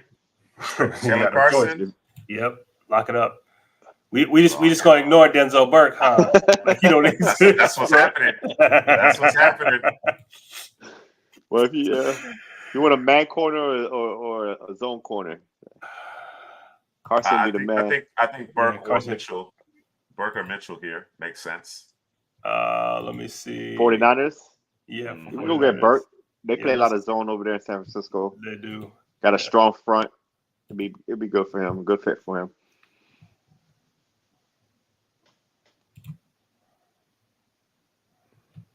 All right. The Dolphins, like I told you earlier, drafted the fastest guy. That's that hard-hitting draft analysis right there. Hey, the fastest guy. Give my guy Princely here, man, for these guys. Princely? Yeah, Princely, bro. Keep him in Florida, man. Do the right thing. Come on. There's a high for Princely in the first round. I think the Gators did that man a disservice. Don't trust him, man. He a Gator. Don't trust him. Man, they did him a trust him. disservice, bro. They did him a disservice, trust bro. him. Kamari Lassiter to Baltimore after the trade down, and then we just add Jalen Pope and call it a day. I like it. You know what I'm saying? Yeah, I like that. That worked out for Tez me. Walker. Tez Walker. Ooh, Tez. So hold on. How big is Tez Walker? Tez, Kansas Bigger than City. Jalen Pope. Tez, the Kansas City. He's bigger than. Hold on.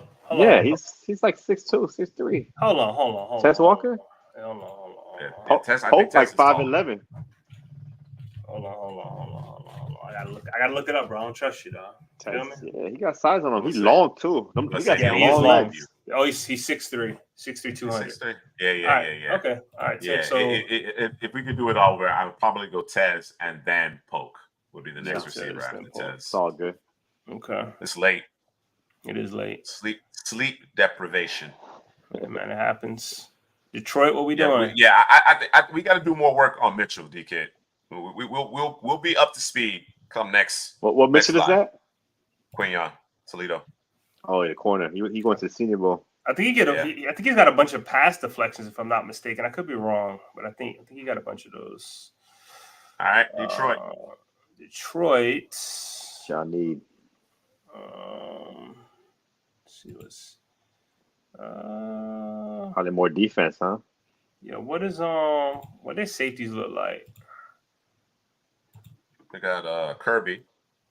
Kirby.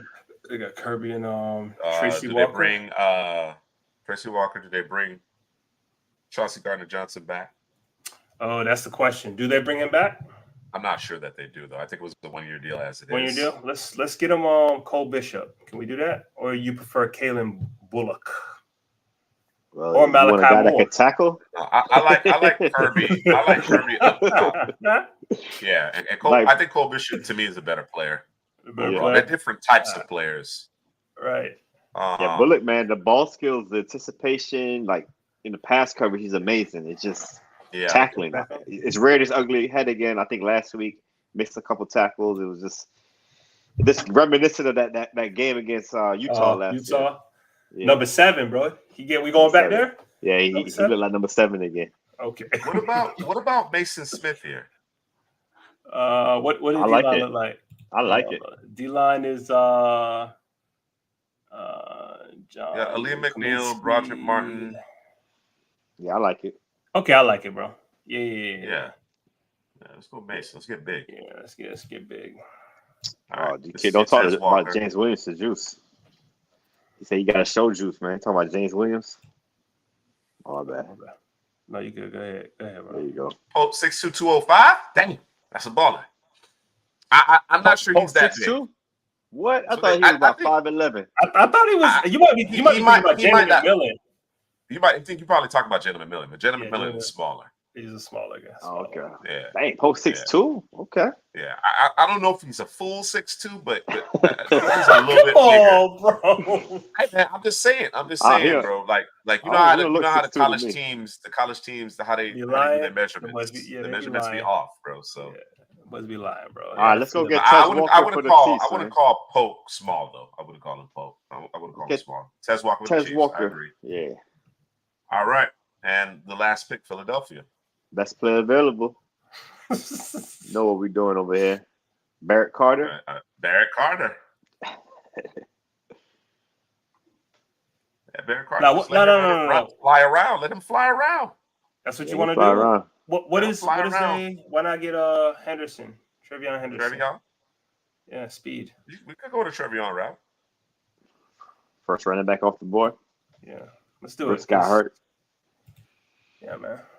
All right, let's hit Trevion. Trevion, bro. All right. We're going to power through this really quickly. 3 hour live. 3 hour live, man. Are you not entertained? Cardinals. Versus Latham. Worthy. 3 picks in the top 35. I think, the question really here was Humphreys. How do you feel about Humphreys long term? Helly ain't having it. So we went Latham here. I think I don't hate it. I don't hate it by any stretch of the imagination. I probably would go in a different direction because you have Paris Johnson and Humphreys under contract. Atlanta Falcons, Headley's, Penix, Brandon Dorless. I mean, there's nothing to discuss there. Boring. No, those are home run picks. Those are home run picks for the Falcons. Kamari Lassiter, Jalen Polk, maybe Tez Walker instead of Jalen Polk, but really like these two players. Think they come in and help Baltimore immediately. Buffalo, there was a big question, so we traded up. We traded up to ensure we got the coveted cornerback here, get in front of the Chargers. We could have gone the Keon Coleman route, but I think Buffalo really needs to make a concerted effort to improve their defense. I think offensively, they just need to do a better job of protecting the football, really the long and short of it, be a little bit more balanced. The Panthers, only that second round selection here, but they do get the much needed receiver who can stretch the field here in Troy Franklin. Chicago Bears, we traded down for 1 overall. We're running Justin Fields out there, and of course that creates a lot of flexibility. Marvin Harrison Jr., Olu Fashanu, and Braylon Trice are the selections as a result of those trades. Cincinnati Bengals, Keon Coleman, Donovan Jackson. Obviously the Bengals have a need at receiver opposite Jamar Chase. The question is, do you prioritize the offensive line and then go receiver late? That probably would be my approach, but the allure of Keon Coleman, we take him 18th overall, and then shore up the interior of the offensive line with Donovan Jackson. One selection here for Cleveland, Chris Jenkins. We continue to outfit a very impressive defense. Let's give them even more teeth. It's probably the one area that they could stand to improve as far as their talent is concerned. Dallas, Amarius Mims, Edgerrin Cooper. I've been a big fan of Edgerrin Cooper for a long time. I think Amarius Mims is face value, what you're getting there. That's a first-round caliber offensive lineman. I want to replace Tyron Smith. Edgerrin Cooper, I think, is going to be a big-time riser throughout the pre-draft process. If you're not familiar with his game, I know there's it's been a tumultuous season for Texas A&M. Of course, Jimbo Fisher gets fired, whatever the case may be. He has been one of those bright spots for the last 3 years. He's been starting for the last 3 years as well. All right. Broncos, Dallas Turner, Malachi Corley. I really like the addition of Malachi Corley in the second round. Assuming we have a Sutton, Mims, Corley, three-headed monster, I really like that. I think Jerry Jeudy's on the way out. And, of course, Dallas Turner, even in a trade down to get Dallas Turner here, I think is really great value. Will help shore up that run defense for sure. All right, Detroit, Josh Newton, Mason Smith. We love what we have on offense. Hopefully, Jameson Williams takes another step. And we want to continue to increase our talent on the defensive side of the ball, give it a little bit more depth here to the defensive line. I think Mason Smith has a very high upside coming off the injury last year. And then Josh Newton is a fan of ours here at Couch Potato, general manager. Jake's Green Bay Packers, Joe Alt, Tyler Newton, Devondre Smith. I think they address all of their most pressing needs with excellent football players here. Houston Texans, Troy Fontenot. It's getting late. It's getting late, bro. It is. Getting late. It's getting late. Fatanu, I believe that's how the pronunciation is. Please correct me. And then Leonard Taylor, 52nd overall, I think is just excellent value. Roma Dunze, Chris Braswell to the Colts. Again, two big needs here. Offensive line, certainly a consideration, but I think just based on how the board played out. Thank you, Mr. C. Prasky. I appreciate it. Jacksonville Jaguars, Adonai Mitchell, Kalen Carson. Again, addressing those needs. We're fans of Kalen Carson here. I think he gives you great size at the corner position, playmaker. Just needs to trust his technique at the moment of truth. Can get a little grabby from time to time. And Adonai Mitchell, one of the biggest risers in this draft class, finds his way into the first round. Chiefs, we want to shore up that left tackle position, and then we get that field stretcher that the Kansas City Chiefs need in order to truly unlock their offense. And Tez Walker, he's certainly a difference maker there. Las Vegas Raiders, we went Jaden Daniels. That's our quarterback of the future, and we're expecting him to hit the ground running. Wanted to ensure that we keep him upright, although we have quite a few needs on the defensive side of the ball. So we went Cooper Beebe in the second round. Chargers. There was a debate. There was a debate in terms of whether or not we prioritize the receiver. With Malik Neighbors off the board, convince the fellas, let's go on the defensive side of the ball. We got to get some stops. It's going to look different in the next couple of years here. I don't expect Khalil Mack back next year, and the year after that, Joey Bosa will probably be on the move because of just the cap figures and the costs associated with it. Brian Thomas comes in to help out the receiving room. He might actually be what you're looking for in Quentin Johnson. Hopefully Johnson actually develops, but he might actually be the answer there as far as being that quintessential vertical threat. The Los Angeles Rams, Johnny Newton, it wasn't plan A. We got to plan C, but I think it might have been the best plan here in terms of what the Rams do in terms of their D-line. And then Cooper DeJean comes at a discount considering he's dealing with the injury here in the second round. And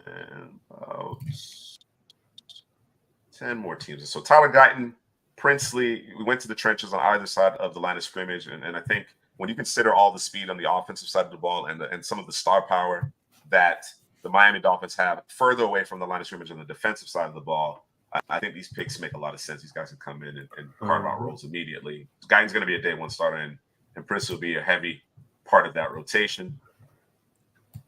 Minnesota Vikings, Nate Wiggins and Bo Nix. I'm a big fan of Nate Wiggins. I think if I'm not mistaken, was it? Who was it? I think Joey actually has Nate Wiggins as his cornerback one, and I'm not mad at it. I'm not mad at it. When you talk about the traits that he possesses, that length and speed combination, he's pretty fluid. I think he certainly could make a push for being the top corner selected. And then Bo Nix, assuming no Kirk Cousins, right? We roll in with Josh Dobbs, but if you get able to land a Bo Nix, he might actually be your week one starter, considering how he's continued to develop in Oregon.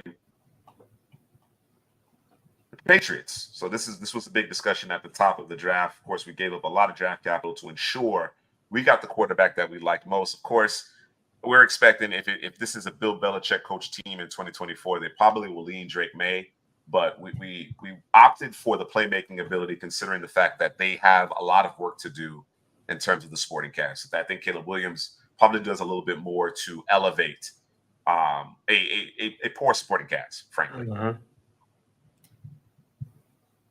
All right. The New Orleans Saints, another team that probably need to trade. In fact, we were trying to trade out of 44 with Seattle perhaps coming back into the second round in order to get a quarterback.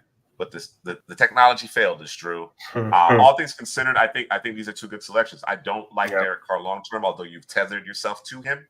And I think even if you're not prepared to start McCarthy right away, you give him a year, maybe even two, in order to get ready, and he's your guy moving forward. And then, of course, D-Kit's guy, JT out of Ohio State. He's played with his hair on fire. You know, we need more consistency, but they need to get younger on the defensive side of the ball and to be able to affect the pass rusher. So they're rebuilding that group. Foskey, Brzee, and JT lead the charge. The Jets, one selection, and I think we just were responsible here. Talise Fuaga slots in immediately. Now you got Becton and Fuaga as your bookends at tackle, your physical bunch. And hopefully you keep whoever's playing quarterback upright. New York Giants, D-Kit's Giants. We got busy.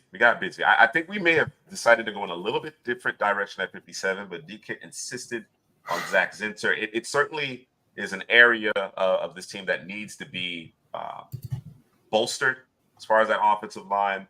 Of course, the receiver room needs work. Leggett certainly can make a difference there. Traded up, actually, in order to acquire Xavier Leggett, and then Drake May, second overall. I think Brian Dable is over the moon with Drake May and gets the most out of him.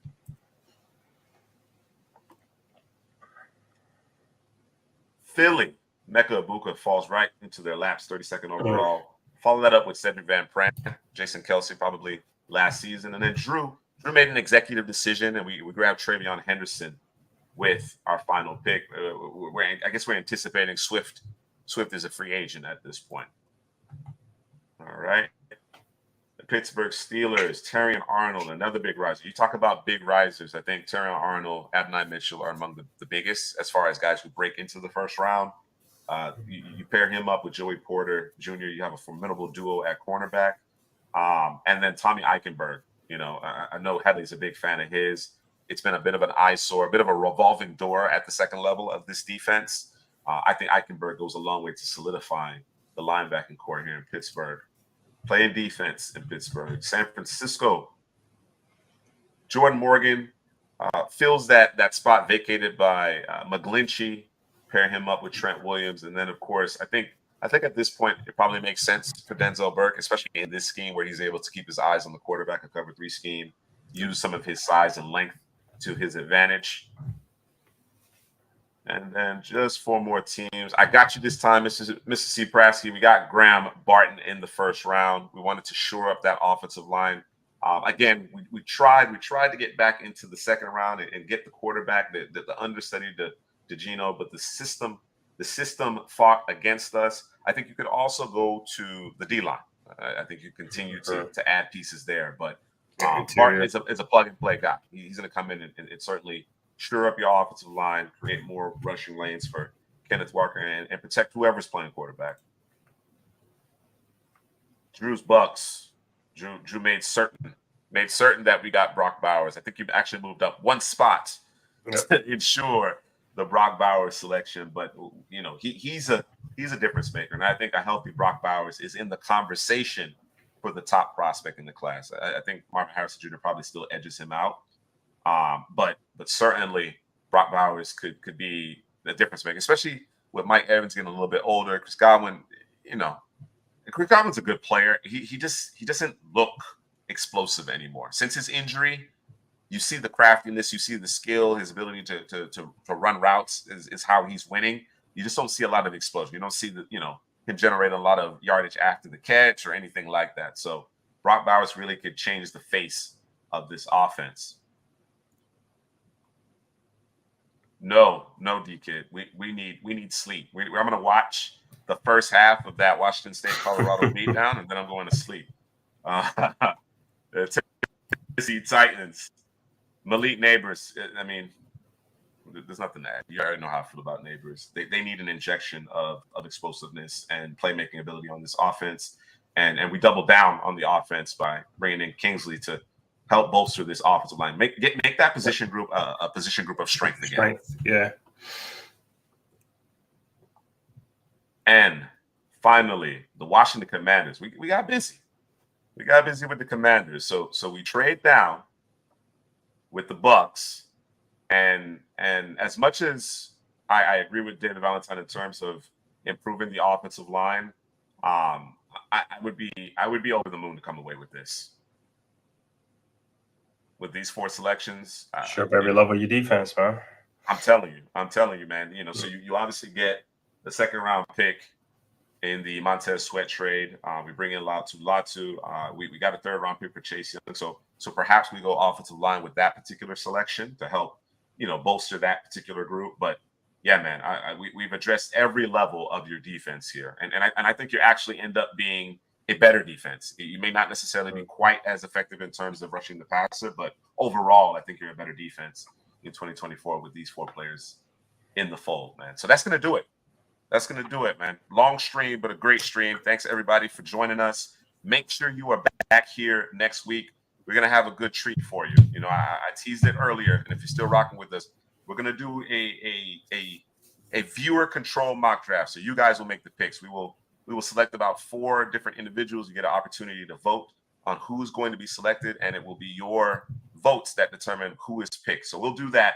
We'll do 1 round, and then, of course, we'll get to 2 rounds in the coming weeks. But we'll do 1 round of a viewer control mock draft. So for Drew Hadley, who the iPad died on him. Hadley, this is Juice. We'll see y'all next week.